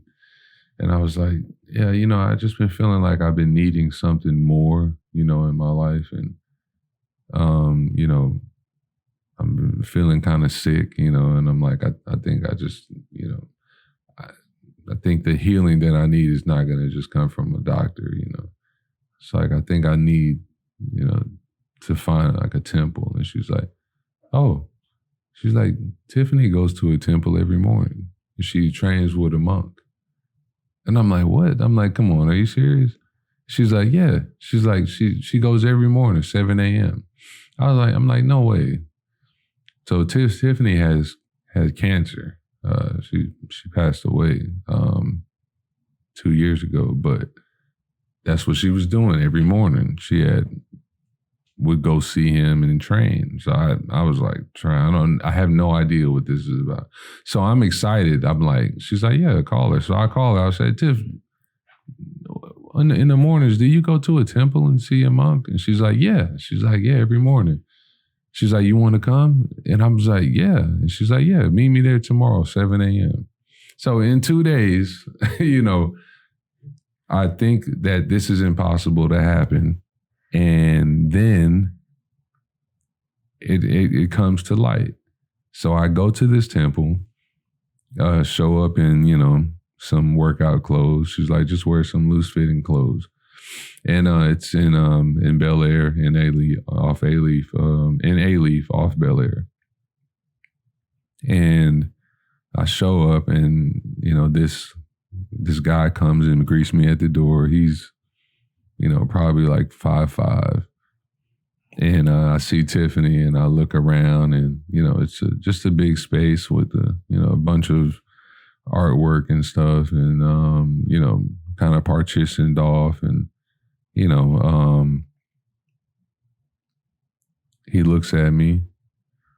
He's like, hey, how you doing? And Tiffany's like, hey. And she's like, this is Master. And I'm like, hey, how you doing? And she's there doing, training, Qi Gong. And I'm like, okay, what am I supposed to do? And he's like, just go stand over there and just do what we do. And so that, he starts showing me how to do these hand movements and how to practice Qi Gong. And I just started doing that 4 or 5 times a week and with her. The funny thing is the girl that I met for lunch, she was like, yeah, she's like, this guy moves her with his mind. And she's like, he's, very much in tune with what they do. And, he can do things, like he can, and I'm like, he do things. She's like, yeah, like, he can, move things with his mind and, and he moves Tiffany as well. I don't know nothing about none of this stuff. And I was like, okay, whatever. But as I started training and what Qi Gong is and your Qi energy, what it is this internal energy that you have. And you gain Qi from training, from meditation, and from practicing every day. And you are, it's like, it's sort of like if you had a cup and you start training, and as you train, your cup gets more and more full. Okay. But you exert that energy. One of the biggest things, like what he explains, and when you have sex, you release chi, and then you have to gain it back. But the biggest thing for them is that you train every day and gain this chi. Now, if you have a cup that's full of chi and you train or you have sex or you don't train, you begin to lose your chi. And as your chi goes down further and further, and if all you're doing is giving it out by not training and not replenishing it, then eventually you'll be at the bottom. And you have no chi. And then that's when you get sick. When you have no chi, and then you become negative. And you have nothing to protect you. And so what you do is when you come into the temple is the master that is there. He is a 32nd generation monk, Shaolin master. But a monk, is not no wife, he's not out on dates or nothing. So his chi is always building, he is training every day. So his chi is full. So what you can do is you can borrow, what Qi Gong is you can borrow some of his chi until you can create your own. And you come in and you train under him and you get yourself to the point where you start creating your chi, and then you can go off on your own and do your own thing. So for example, when you do have, intercourse with a woman or whatever, I'm not sure if this has happened to you or not before, but a lot of times with women, when they afterwards, they are very much energized. Yeah. And they're ready, they're like, yo, oh my Come God. On, let's go. Yeah, I'm ready. Like, this is me. That's all you got? Yeah, right. And this is because they're receiving from us, and we are giving to them. So as our energy depletes and we're like, we're bums because we're tired now because we done gave all we got to them, their energy levels are going up and ours is going down. That makes so much sense, bro. We have to replenish what we have. So, and this is why it's important to not give out your chi to just anyone, in any body. Gotta save them goodies. You have to, we always learn this later, but this is what he teaches, to be selective about who you decide to give that to. So this is what Qigong is about. And no matter what, he teaches that you need to every day do something. You do something to get something. That's his biggest thing. And as generalized and as simple as that sounds, do something to get something. If you don't wake up in the morning and do something, then you cannot receive anything. 2 questions. What are the ways that we can build up our chi? And what other ways besides intercourse can we give away our chi? So the first question is how can we build it up? Building it up, exercise by moving. Okay. It's almost like your lymphatic system. Your lymph moves around in your body from movement. So you need to get up in the morning and get yourself ride your bike, ride your bike, go for a jog, yoga, Qigong, movement that doesn't necessarily involve resistance training, but just moving your body and kind of using your brain, as well. And that will build up your internal energy and your chi. Now, of course, if you don't do anything, it's depleting. It's depleting as you just sit there and don't partake in activity. And same thing with your lymphatic system. Your lymphatic system will only go and recover as you move. If you never do anything, then you won't get anything. And that's Chinese proverb. Do something to get something. So you wake up in the morning, you work out, and you begin to build your chi up. And do that every day, no matter what. And, I guess intercourse and just being lazy takes away from it. What else takes away from it? Stress, situations that you allow to overwhelm you, work, anything that just takes from you, bad relationships, bad situations that cause you to be, stressed out, bad eating habits, especially, alcohol, substance abuse, all those things create negative. Anything that's not inspiring you, anything that's not right, getting the neurons in your brain firing. Right. We all know when we feel intrigued or excited, you finding those passions, doing things that you care about, whether it's like volunteering or working on something that you care about, or even doing a good deed for somebody in your family. Right. So it makes a lot of sense, because as I'm hearing you speak, I'm hearing like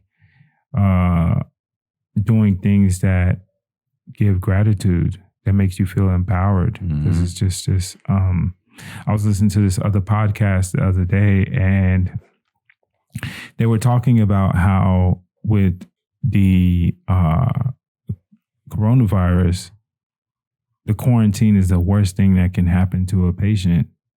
And I think about that in regards to you speaking about Qi. So you get quarantined, you can't get any interaction with your family or your loved ones, and you're on a ventilator and you just feel isolated. Right. And so that just puts a lot of stress on your immunity. Yeah. You can't fight back. You're not inspired, and you just feel depleted, and you really feel it. It's like if I told you right now, like, hey man, you got this condition. There's a difference between you physically having the condition and you mentally having the condition. Right. I tell you, you're mentally having a condition.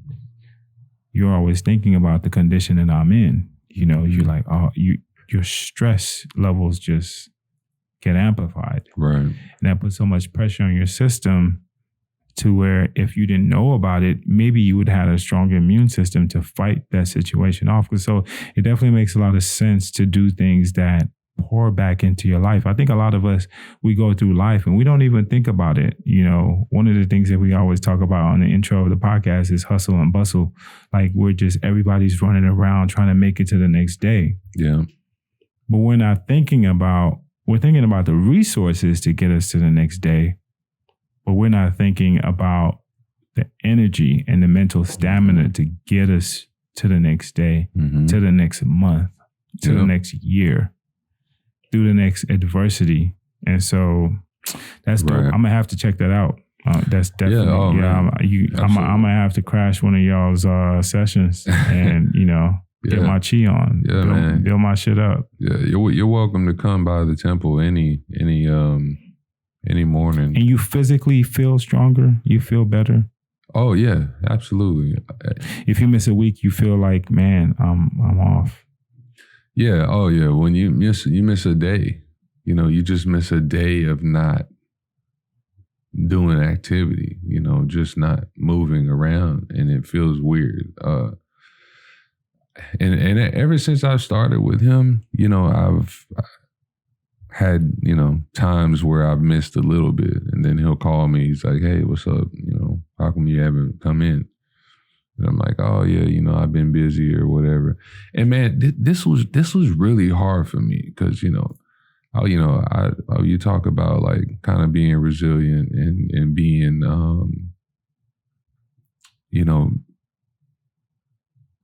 having the ability to do something over and over again, which you're good at. You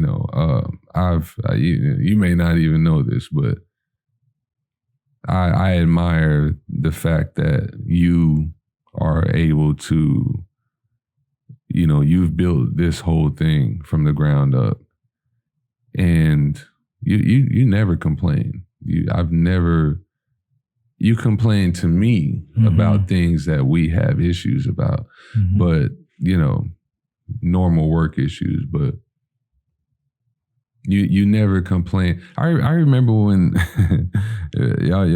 you may, again, I was talking to Callie about this. I said, man, this man was sitting here building my website, showing me what to do. I was falling asleep, and you were just just going. This is what I'm looking at it like we need this. Right? Like let's get let's get it done. Yeah. Man, and I'm just exhausted, and you're just you're just going, and I'm like, how does this man even stay up? And that's what I admire about you. You just do what has to be done, and you don't stop. And I don't know what it is about you that keeps you going every day. Like nobody has to tell you, Fola, you need to build a company and quit your job and get married and have a baby and provide work for other people and keep, like, nobody told you that you had to do that. You just did it. Yeah. But it's like, why? Like, how? How are you doing this every day and nobody told you what to do? Like, what makes you want this? You know what I mean? I think for me, I grew up, man, that's a wild question, because I grew up not having an outlet. Like, when I think about it, social media or the internet just excites me, because I remember growing up in E-Leaf. And like we talked about earlier, having a degree or getting this job was the only way, And back then, before you get a job, you better get a job at Ocean. you better get some, man, I was cutting hair, I was doing whatever. Right. So same. I've seen for years we've just been culturally an impoverished people, and being without. Ocean. Man, if there's anything I hate fucking begging. Yeah. I hate. Don't like to ask people for nothing. I hate depending on people. Do not. I hate feeling handicapped. That's where we are very much alike like that. I like that. So that, I think the handicap mentality drives me. And the first time I got a taste of the ability to create, not just be creative, create anything, create a party, create a garment, create a website. It's just empowering. Because now what that tells me, I don't have to depend on this or that person for my survival. Exactly. And the thing with complaining is, I've seen a lot of people complain my whole life. And I've seen 99% of those people do nothing about the situation, which is just, what you're doing is you're affirming, you're locking yourself down in that complaint. So I have no problem with complaints. But the complaint to me is the beginning of a journey. Like, if I complain about something, that means that's a red flag. I'm unhappy. If I'm unhappy, what am I going to do about it? Right. If I don't do anything about being unhappy, I'm just creating a documentary about my shitty ass life. Right. So for me, it just excites me to know that there's a way to get out of problems, and being able to solve problems just excites me, because it's just, I know how it makes me feel personally. And if I can give that feeling to someone else, like letting someone else know, like, hey, life ain't easy. There's going to be a shitload of problems, but we can do something about it. Like, to me, that's the best thing I can do in life for anybody. And that's why, like, people will ask me for stuff, for favors, and time is finite. Sometimes I want to help people, but like, oh man, I need you, man, can you take pictures at my birthday party? I'm like, bro, I'm too busy. But you hit me up the next day and you tell me, like, man, I do taxes, or man, I'm trying to start this plant-based documentary or whatever. I just need a cover image. I don't care what I'm doing. What time you want to do it? Right. Because to me, I just feel like that's it's a gift that keeps on giving, because it's just providing a way for somebody else. And when they find their own way, they're going to get empowered. And I'm not even giving with an expectation. I'm just like, man, this is something I can give you. Boom, here you go. Because one thing I always wish is that somebody could give me more knowledge. And coming from where we come from, before the internet became social media and became a thing, is like information was scarce. Yeah, absolutely. It was fun. Younger people today don't understand that, because you can get everything on almost everything. Yeah. You can't get everything, but you can get some. Like, I can YouTube how to operate a Serato or whatever, like become a DJ, but it's difficult to YouTube or Google how to throw a party, like how to really understand. So if you can give something to someone, that's the most empowering thing. And I didn't have that growing up. Almost everything I learned, I had to fight tooth and nail for. Mm-hmm. So, I mean. Well, I mean, so to come back to, you know, I see that in you. I know that you want something better for yourself. I can tell. And for everybody around me. Yeah, I can tell from when I first met you. I was like, man, this dude is you're a go-getter. You're not gonna let anything get in your way of stopping what you want. And I was looking for someone to help me with what I was doing. And again, you are not aware of this, but I just took the model of what you were doing and I was just copying it, because I was like, I don't know what books I'm supposed to read or whatever to get like Fola. but I can just literally just copy what you're doing and just apply it to what I'm doing. So it's not like literally copying the Southern Gents, but it is copying what the Southern Gents are doing, because I saw what you were doing and it was very successful. And the way that you do things, and the way that you plan things, and the way that you write out what you want and make it very legible. You're like, this is what we're going to do. We're going to do it like this. Step 1, this. Step 2, this. And it's simple, but it makes sense. Mm-hmm. This is how you succeed. Write out what you want and then follow through. It's the simplest thing. And don't give me too much credit, bro, because I don't know where that comes from. Somebody else inspired me to do that. So, yeah, I can't even remember right now, but all I had to do was do it one time. Right. And it worked. And God damn it, if I do something one time and it fucking works, I'm about to look. It's like throwing a deep ball on third down. Right. This dude jumping blitz, like, let's go. Like, right. You know, let's just keep going. And the minute that I realized that we can do for self, mm-hmm. I'm like, okay, you can do for self. Maybe you don't make $5,000, but you made $500. Like, mm-hmm.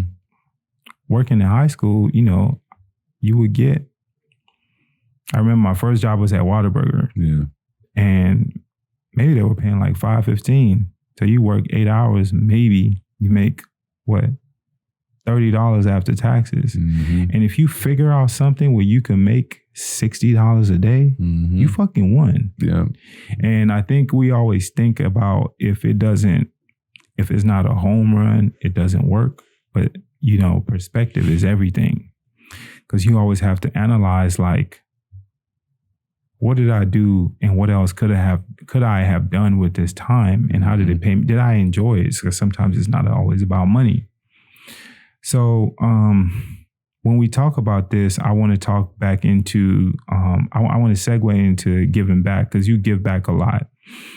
I've seen you at a lot of elementary schools, middle schools, high schools, DJing, teaching kids how to DJ. you're a philanthropist. You do a lot of things for free, which I want to come back to for free. Right. Why are you so passionate about the youth? Man, because I did not have anybody telling me where to go, what direction I needed to go in, how to become what I am now. I just had to figure it out.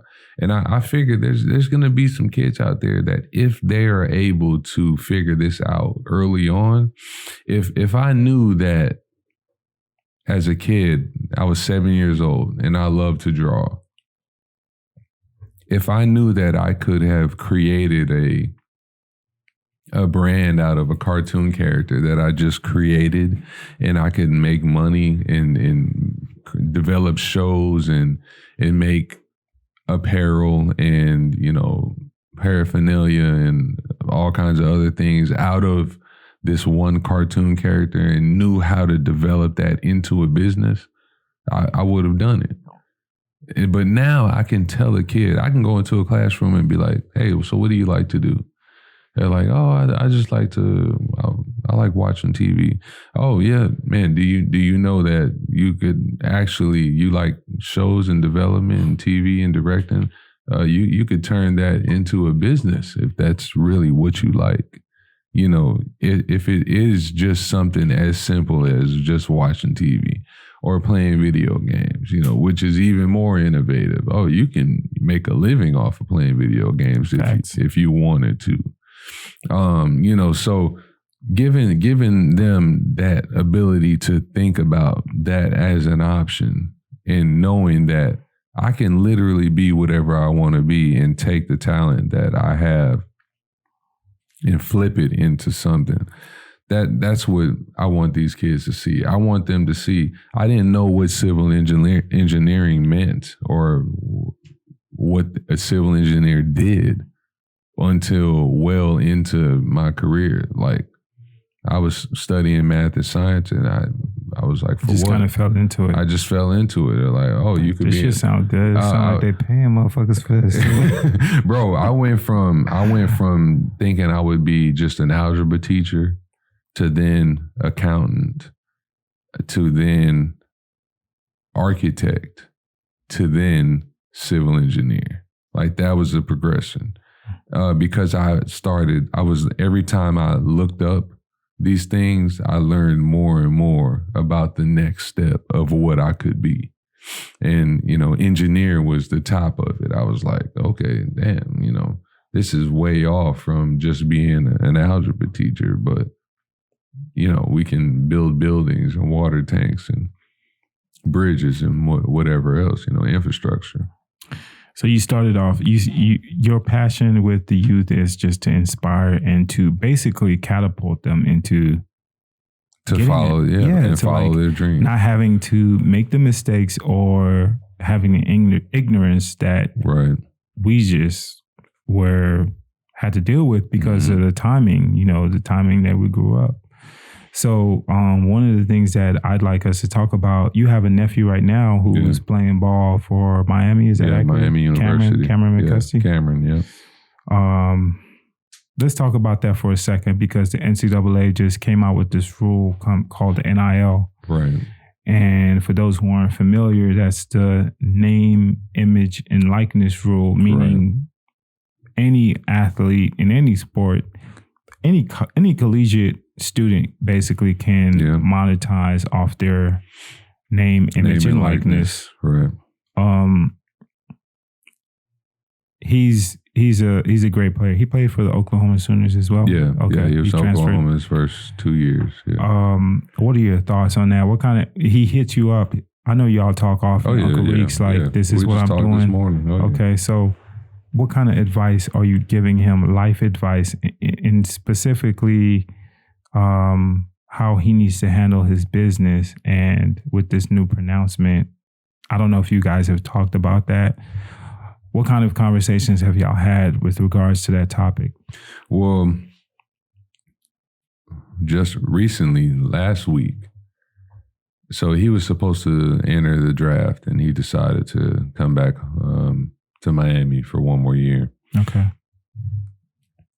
He's always had aspirations of own his own business, and he just told me this morning. He said, man, Uncle Reeks, he's like, man, I'm kind of like you. I don't think I could work for anybody. I need to do my own thing. And I was like, I said, man, this is a perfect opportunity for you with this new rule to start your own business, and begin to use this rule to develop something that you can make money off of. Something as simple as T-shirts, little items, whatever that you can make your mark with. And it doesn't matter if you sell a lot or if you don't. What matters is you begin to develop this plan.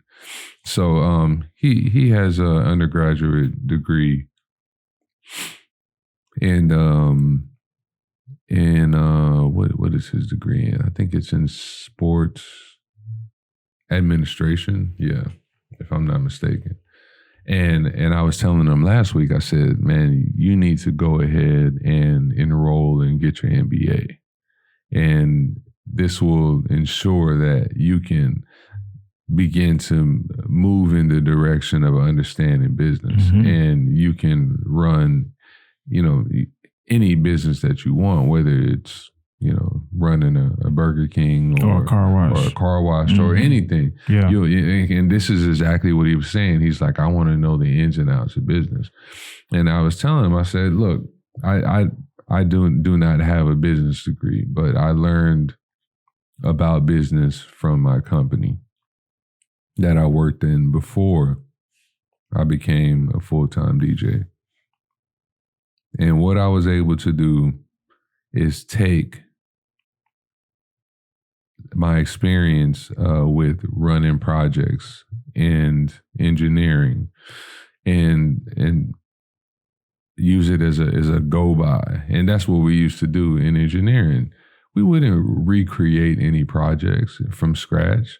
We had an old project that we had already developed, and we would just take it and then erase a few things and put in and put in new stuff. Stretch it out about 20 feet. New project. Mm-hmm. You know what I'm saying? Yeah. This is our old go by, and then we make it into the new one. I mean, that's smart. Why reinvent the wheel? Why? For what? Mm-hmm. You're wasting time. And that is all I did. All I did was take some of that knowledge and apply it to DJing.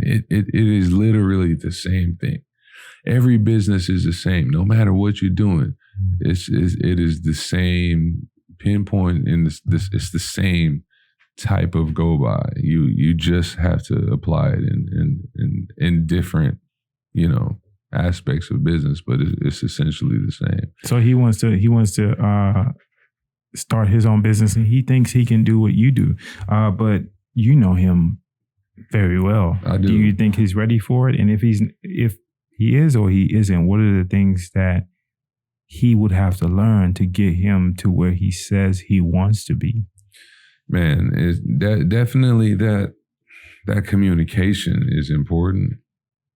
He's gonna have to be a little more timely. I'm gonna go ahead and just say this because we help in the youth, right? So we just we set up a meeting with him and Mario Elliott. Man, me and Mario are cool, and he was like 30 or 40 minutes late to that meeting. And, Mario texts me. He says, man, hey, I got to leave, and your nephew's not here yet. He's like, man, tell him he needs to work on his punctuality. And, everybody was like, my brothers and my mom and everybody is like, they're super disappointed and mad. They're like, how could you let down, this guy? You had him just sitting there waiting on you. And, he was really sorry for that. And he had some circumstantial situations, and he was like, I'm sorry, I didn't mean to do that. He's like, Uncle Reeks, I want another chance. And I was like, yeah, we're not saying that this wasn't like an interview for a job or nothing. You know, he was doing this on his own time. But you have to get better at your relationships with people and understand that, you know, time can be money for some people. And you're not always going to get that second chance. You know, when I was, you know, his age, I understand. I was all over the place. I was getting arrested and going to jail on my way to. You got arrested? Yeah, man. Yeah, I've been to jail a few times. Oh, for real? Shit. Yeah, bro. Fights? Bro, no, man. You know, the other things. Undisclosed. But you know, in jail, you know, my dad having to bail me out, and you know, or having warrants and getting pulled over, and I'm like, I know I'm going to jail. Like, I know I got these warrants. I know they're gonna see them, and they're gonna take me straight to jail. And I'm like, it is what it is. You know, spend the night, whatever. You know, eat the powdered free meal, powdered eggs, and come home in the morning. Yeah, you know, it is. But I don't want him to have to deal with that. I want you to skip over that part of your life. So I have to ask, was his excuse valid to you? I don't care to know what the excuse is, but you've been in a lot of meetings and you know what flies and what doesn't. No. And you also know, like, a second chance isn't guaranteed. Right. Like, he may have been in town for one night. He may have been looking at 3 kids that he's willing to work with, and he's only willing to pick one. Like, how do you get him to understand that timeliness is everything, and opportunity sometimes knocks just once? Those are lessons you got to learn on your own. Yeah, that's something that you cannot teach. It just has to happen to you one time where you lost out, you missed out on something that one time, and you're like, man, all right, never again. I'm always going to be on time from now on. I'm going to do what I got to do, you know, from now on. Because, yeah, it was, I mean, I wasn't even embarrassed. I didn't even feel any kind of way. I'm like, this is your career. You want to go to the NBA. You want to get to the next level. Here's your opportunity to have a chance to speak with a guy who's in the same position that you're in, you know? And, you know, your timeliness. Now, I say this because I'm not the most timely person. But over the last few months, that's kind of changed for me. As I've just been reevaluating the kind of guy that I am and what I do,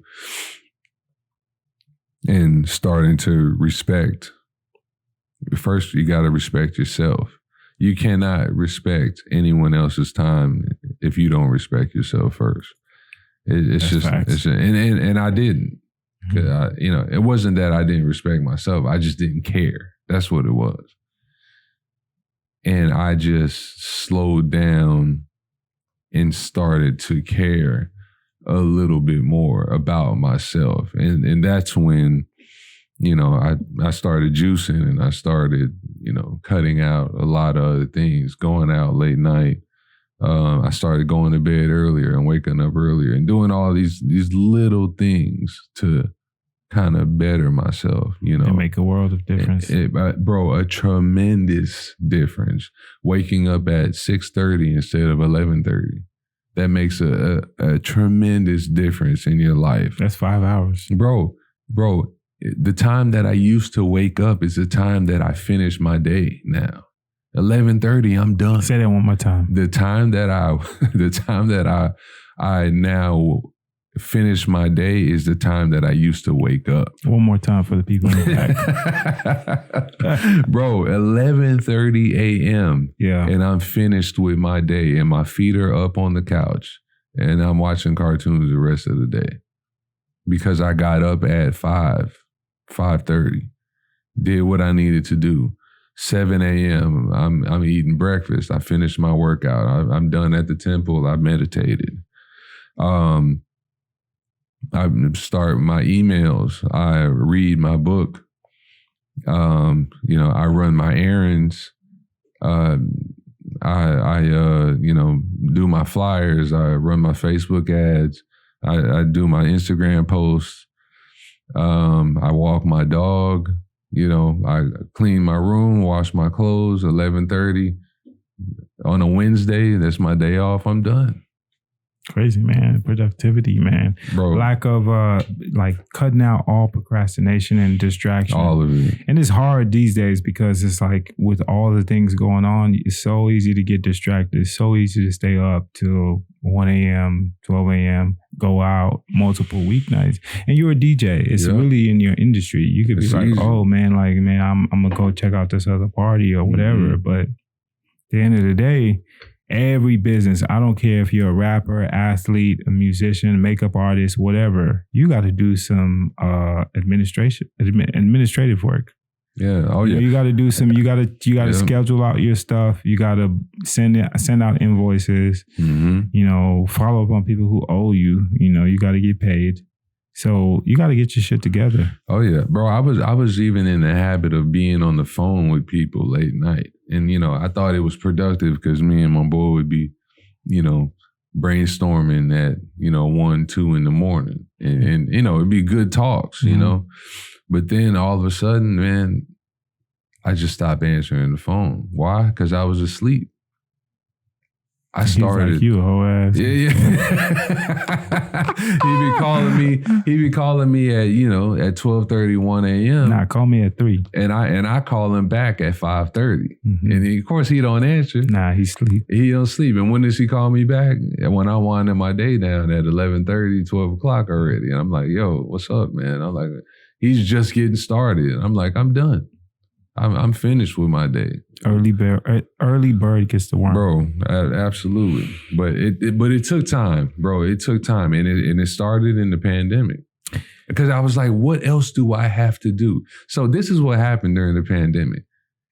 Well, I don't know if this was true for you, but, in the Twitter world, everybody was on Twitter like super late in the very beginning because we're trying to figure out how, when is this shit going? Well, yeah, and what everybody's doing. Mm-hmm. So everybody's tweeting real late and doing all these late things. And then I'm like, after like week 2, I was like, man, this is getting to be, I don't know, this is too much. I'm like, I gotta change this cycle, and start trying to go to bed earlier and just do something different, So I started back, hitting the temple because he had shut down for a second, and I got back. Getting that chi back up. Right, you know what I'm saying? Getting back on that, reading my books, and but then I started setting this alarm at night. It wasn't even an alarm for the morning. I started setting an alarm to go to bed. And it would go off at 9. And that would mean that I had to start getting ready for bed so I can be in bed by 10 and be asleep by 11. And that's what changed everything for me, was that alarm and my phone's shutting down. So I fixed my phone to where important people can call me. But other than that, nobody else can call me. What's that cutoff? So I know, after this, if I call Reeks at 9:30, it's not, bro. It's 10 o'clock. 10 o'clock. Okay, I got you. My phone is done. By 11, I should be asleep. Now, man, some days now, 9:30, I'm gone. You gotta have a formula. I don't think people understand. You really gotta plan out your day. I saw this somewhere, and it says, if you don't figure out who you are, I don't know if I'm saying it right, but when you wake up, somebody's going to tell you who you are. Mm-hmm. So you really got to plan your day, your week, your month out. But I want to segue into something else. Interesting topic. Mm-hmm. Let's talk about this women, man. Because it's real conversation, real life, just real life. Because as men, always. We built to entertain women. That's just, they may not like to hear it, but it's the truth. Right. So what have you learned, especially being a DJ? having the groupie love, like, oh man, you need to play my song. Like, you know what I mean? Like that whole being in the limelight, you know, being in the hottest spots, working with the biggest celebrities, the places to be, people literally, I've come to some of your events and I've seen people begging to get in. So I can only imagine the women who are in there like, shit, I'm coming back. You know what I mean? So let's talk about dating for a little bit. What have you learned with dating? What have you learned with, you talk about Qi a lot and energy and giving away your time. What's your perspective on dating? And the current situation, I'm not in it no more. You know, I didn't hung up my hat. Graduated. My UCF belt, you know, a welterweight, right. A lightweight champion. You ain't coming off the top rope no more. I ain't coming off, man. I'm good. Yeah, let's talk about that for a little bit because I think as men, this is something that we seldom talk about. And we're raised to have it as a bragging point. Right. How like our prowess in the dating space, you know, maybe how many women or what the level of women we're talking to or how beautiful the women are. Talk to me about that. Oh yeah, man. Don't be giving no bullshit either. I mean, you know, I've learned my lessons that looks are not everything. Number one, they're not. It's only gonna get you so far. You know, a book and its cover, you know what I'm saying, is dust jacket, you know. It's bro, it's surface level. You know, not being able to get the full depth of if you don't know, my birthday is coming up August 28th. I'm a Virgo. What are we turning up at? That's all I want to know. I know it's TBD at the moment, but I'll stay tuned. But it is I'm a very mental, you know, perspective. Like I'm analytic. I'm always. You're gonna get a lot from me. This is not gonna be. I'm not gonna be a typical guy that you think, you know, is just into the way that you look and, you know, your Instagram followers and,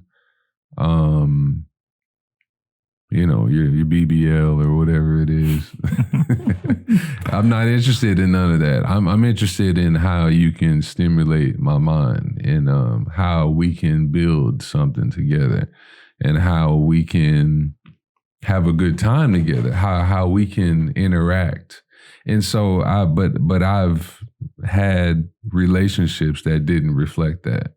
That were, you know, girls who were too much into the Instagram hype, too worried about what this celebrity and other celebrity was doing, too nosy, too concerned about their friends' relationships and what they're going through and not working on themselves.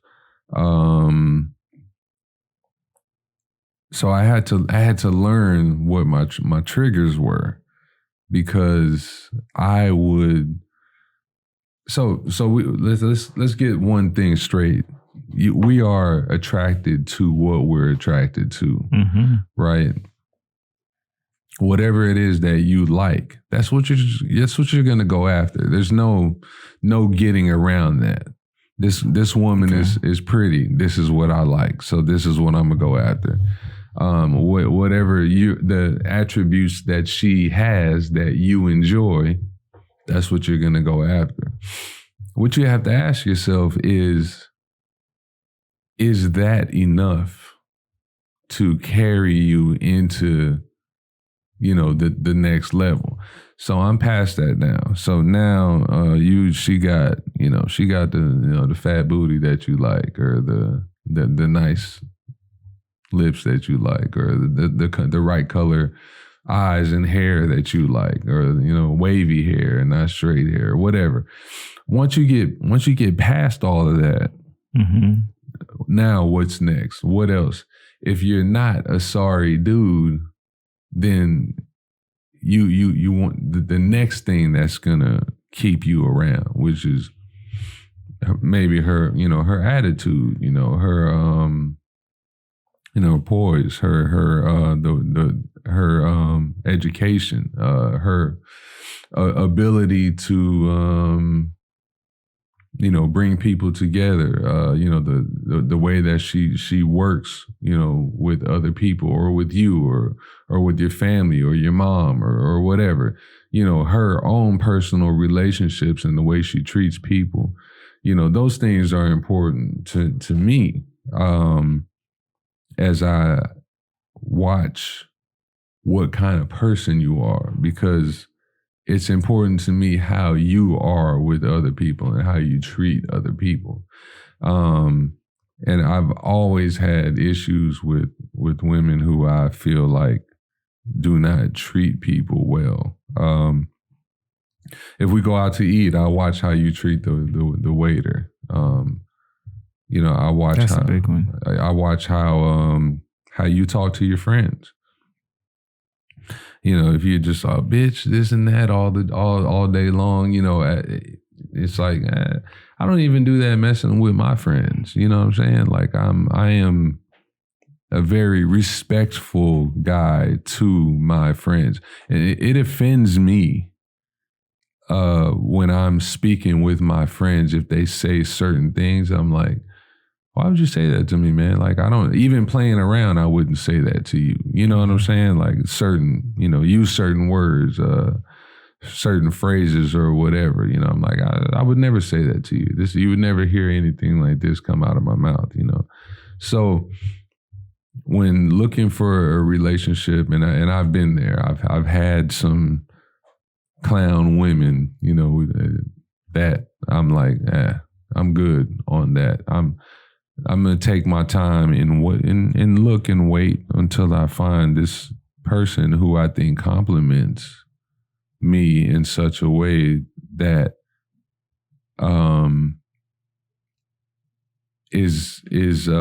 that pertains to.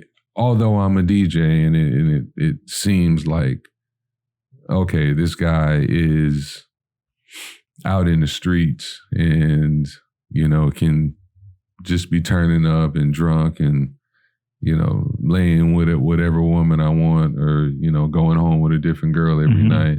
But after a while, man, that gets old, man. You want quality over quantity. That guaranteed that, and it's easy to separate that quality from the quantity. And this is coming from a person who orchestrates the party.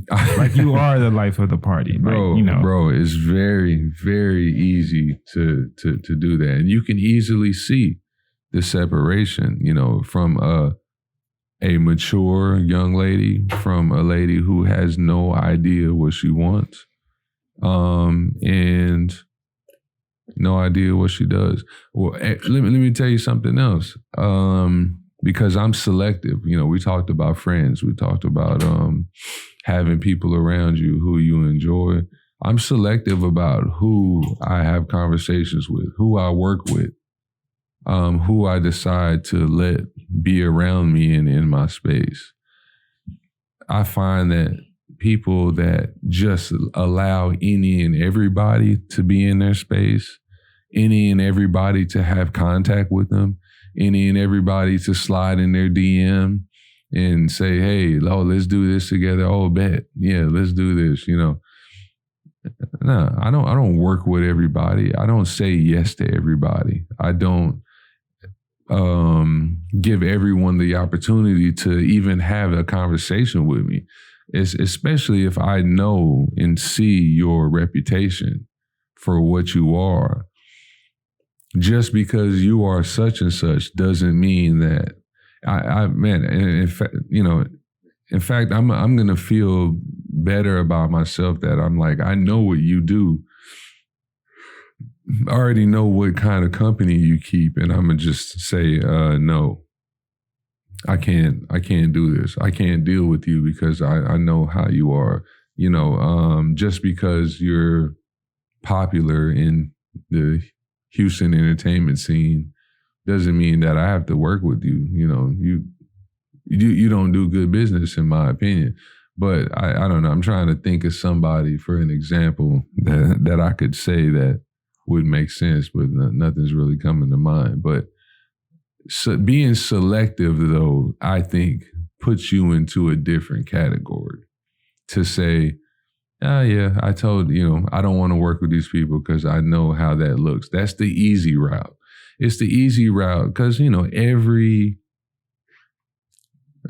promoter, Instagram model, and influencer, they think that they all need to work together and they all need to have this. Oh, such and such did this, so I need to work with them so my brand can look better. Spend time on your own brand. Just build your brand the way that you need to build it. You don't have to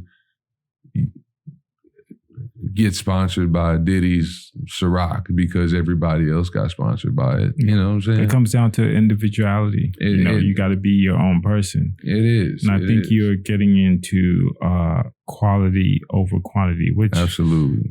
Again, I think that with social media, most people are forgetting how to think. There's a lot of groupthink going on. Everybody wants to be associated with what everybody else is doing. There you go. And you just have to find yourself. And, you can't expect someone to love you for who you are if you don't know who you are. But let's segue into, let's talk about something maybe a little bit more serene. What's something that you're struggling with right now? Could be anything. What is something that keeps you up at night?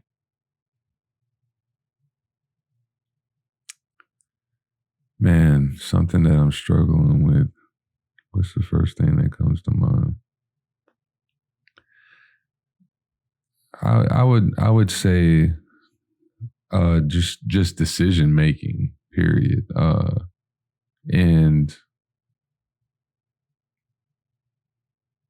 remaining steadfast on making the best decisions for yourself.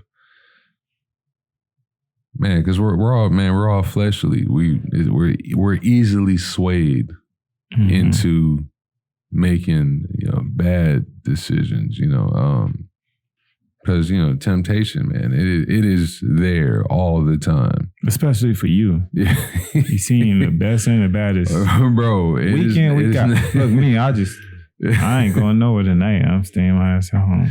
Bro, it is you not. You gotta see it. It's part of your job. It's not easy. Like I said, talking about waking up at 6:30 in the morning every day when you could easily just sleep till 10. Making those decisions with nobody. I'm not married. I don't have any kids. I don't have a wife. I don't have anybody to tell me what to do. It is really, really hard to just make decisions on your own every day. And you have to get into a routine.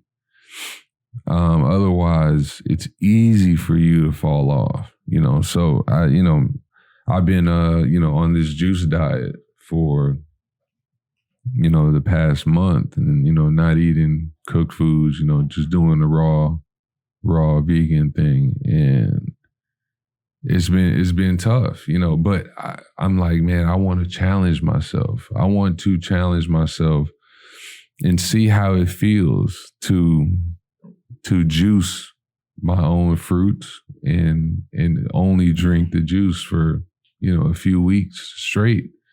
And man, at one point I was angry because I was hungry. You was hangry. Bro, hangry.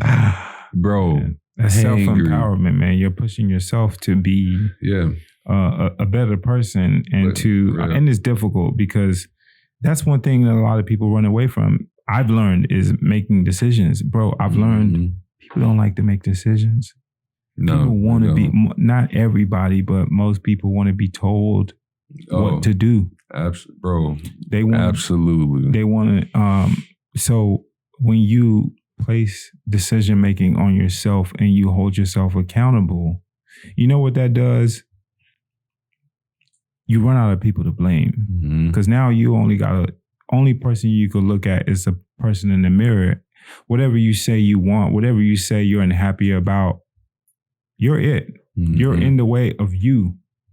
And it's much easier to place that blame on something or someone else and say, this is the reason I can't do that. This is the reason why I'm not happy. This is the reason why stuff is not working out for me. But whenever you wake up and you realize that I'm in control of my own destiny, it's everything. Everything, bro. Absolutely. Yeah, that's the best feeling. The best feeling that I've ever had is knowing that I make my own money and I can control anything that I want to do. Even me being here right now. Bro, we're doing this on our own free time, on our own free will. Carving out the time. Nobody told us that we had to do this. Nobody, you asked me to go pick this up and go do this and then meet me here at this time. I could have chose not to do it. And then I wouldn't even be here right now. But you can, because you control your own day. You determine how you're going to spend those 8, 10, 24 hours. You're somebody who has gone through an unorthodox path, and you've literally, even if it was accidentally or accidental discovery, you followed your path from going to school and graduating and having a successful career in civil engineering to becoming a DJ and a curator, having your own brand, the Waxaholics. I really want to understand from somebody of your caliber why it's important to follow your passion or create your own path. Talk to me a little bit about that. Man, for me, it was all about having my own mark.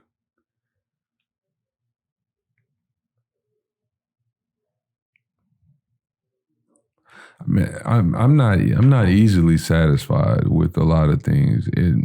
Anybody can tell me that, man, look what you've done so far. I'm not happy. I'm gonna wake up and continue to work like I haven't done anything. I don't think I will ever feel satisfied completely with my work. But like my passion is to continue to have something that I enjoy, you know. So I still have so many things that I want to do. And so far so good, but I feel like I've only begun to, you know, scratch the surface with what I want. You know, it's like throwing some good parties, you know, 10 years of Waxaholics is just a stepping stone for what I really want to be able to accomplish. You know, it doesn't really take much for me. Like, when I think about like retirement, you know, I don't think it's not really retiring, because man, what I do makes me happy. You know, this line of work is very satisfying. So, you know, retirement sounds like you're quitting or you're giving it up because the job is done, you know. And the job's not done. You know, there's so many things that need to be completed and or started, you know. And it's like I'm just getting to this point, you know, to be able to touch more of the subjects that I really want to be able to touch, you know.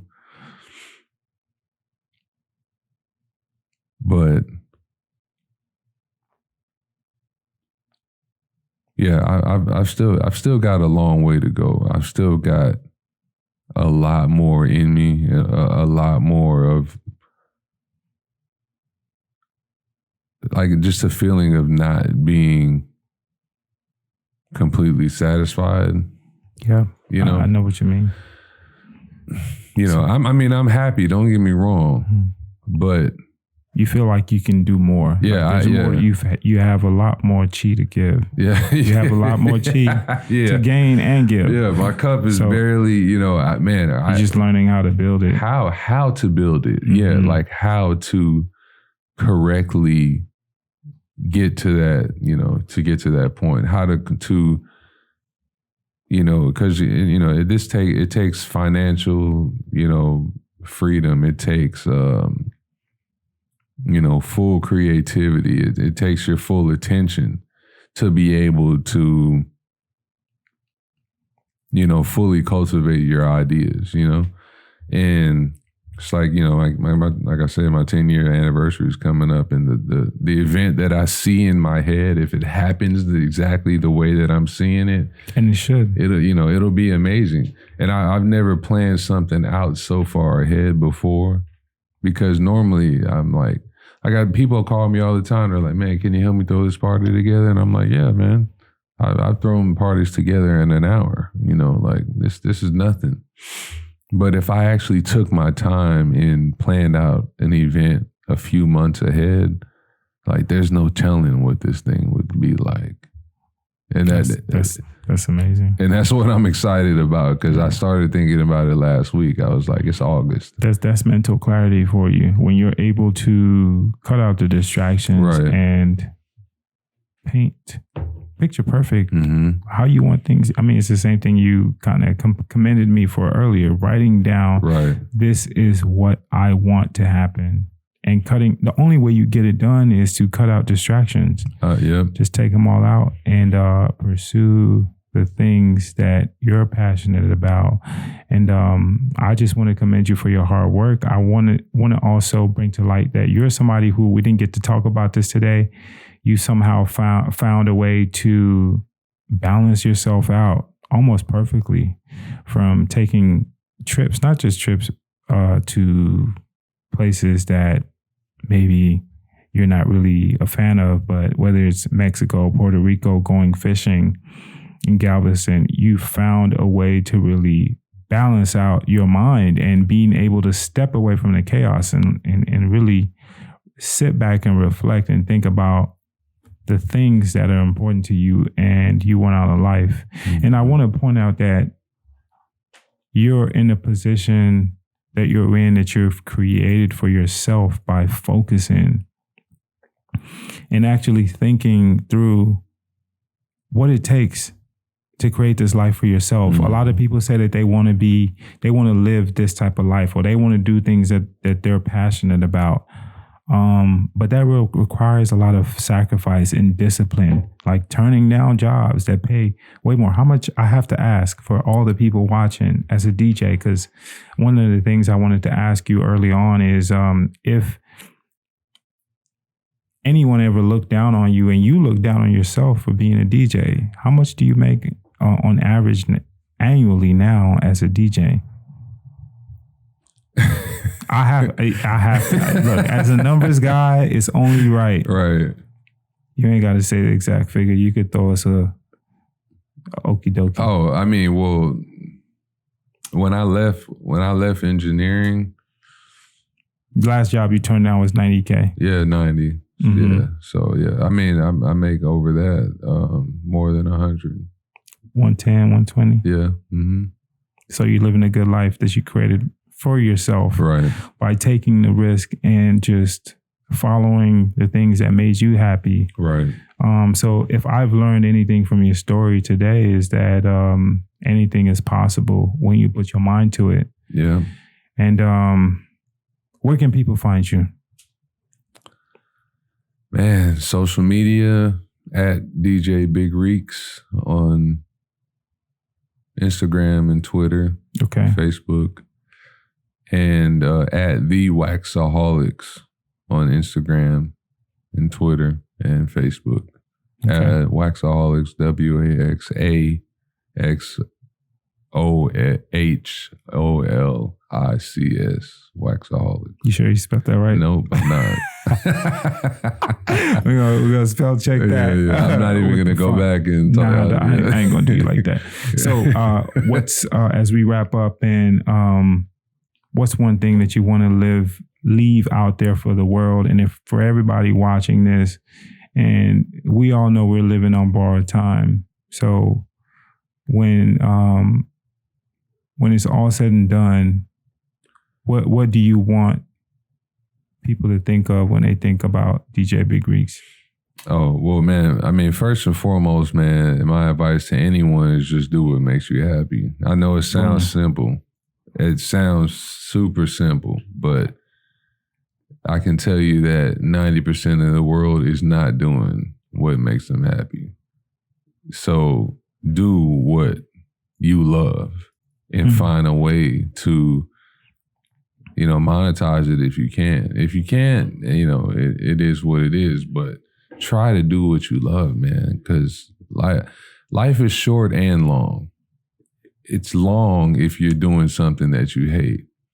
It's short when you're doing what you love. I'm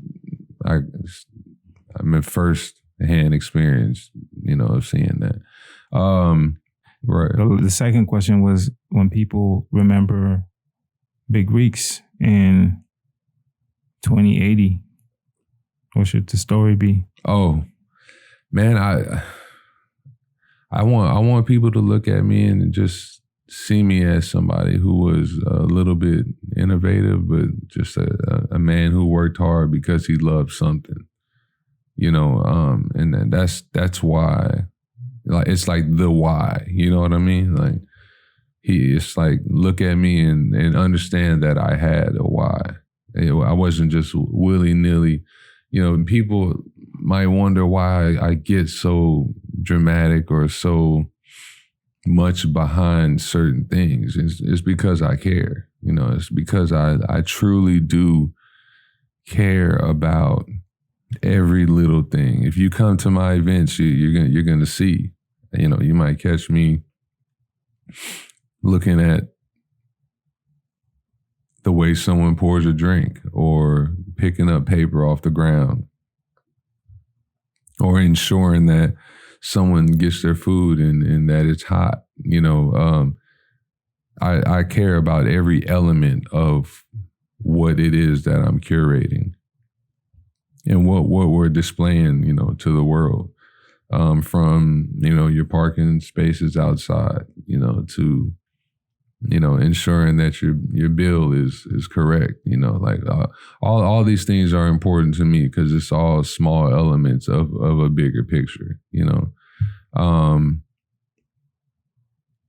So come to one of our parties, come to Wax in the Day, come to, Trez on a Tuesday or a Friday or a Sunday, and get the experience of, what, hospitality and what it's truly a reflection of what I am. DJ Big Reeks, man, my brother. Yes, sir. The curator, Chief Waxaholics. I'm putting that in my bio, the curator. No, you should, man. I want to commend you for your hard work, and I want to thank you from the bottom of my heart for doing this and giving us an insight to your world. I love you. Keep it pushing.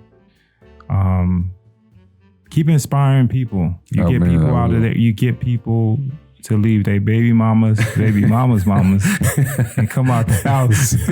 So, man, your events are powerful. Anybody who hasn't been and anybody who has been will certainly attest to that. So, thanks for doing the Introspektiv podcast. I love you, brother. Hey, and let's keep it pushing. Love you too, bro. Appreciate you, dog. Thank you. If you enjoyed the show, please make sure you like, comment, and subscribe. Again, I'm Andre Khan Jr. with the Introspektiv podcast, presented by Southern Gents. Aspire to inspire.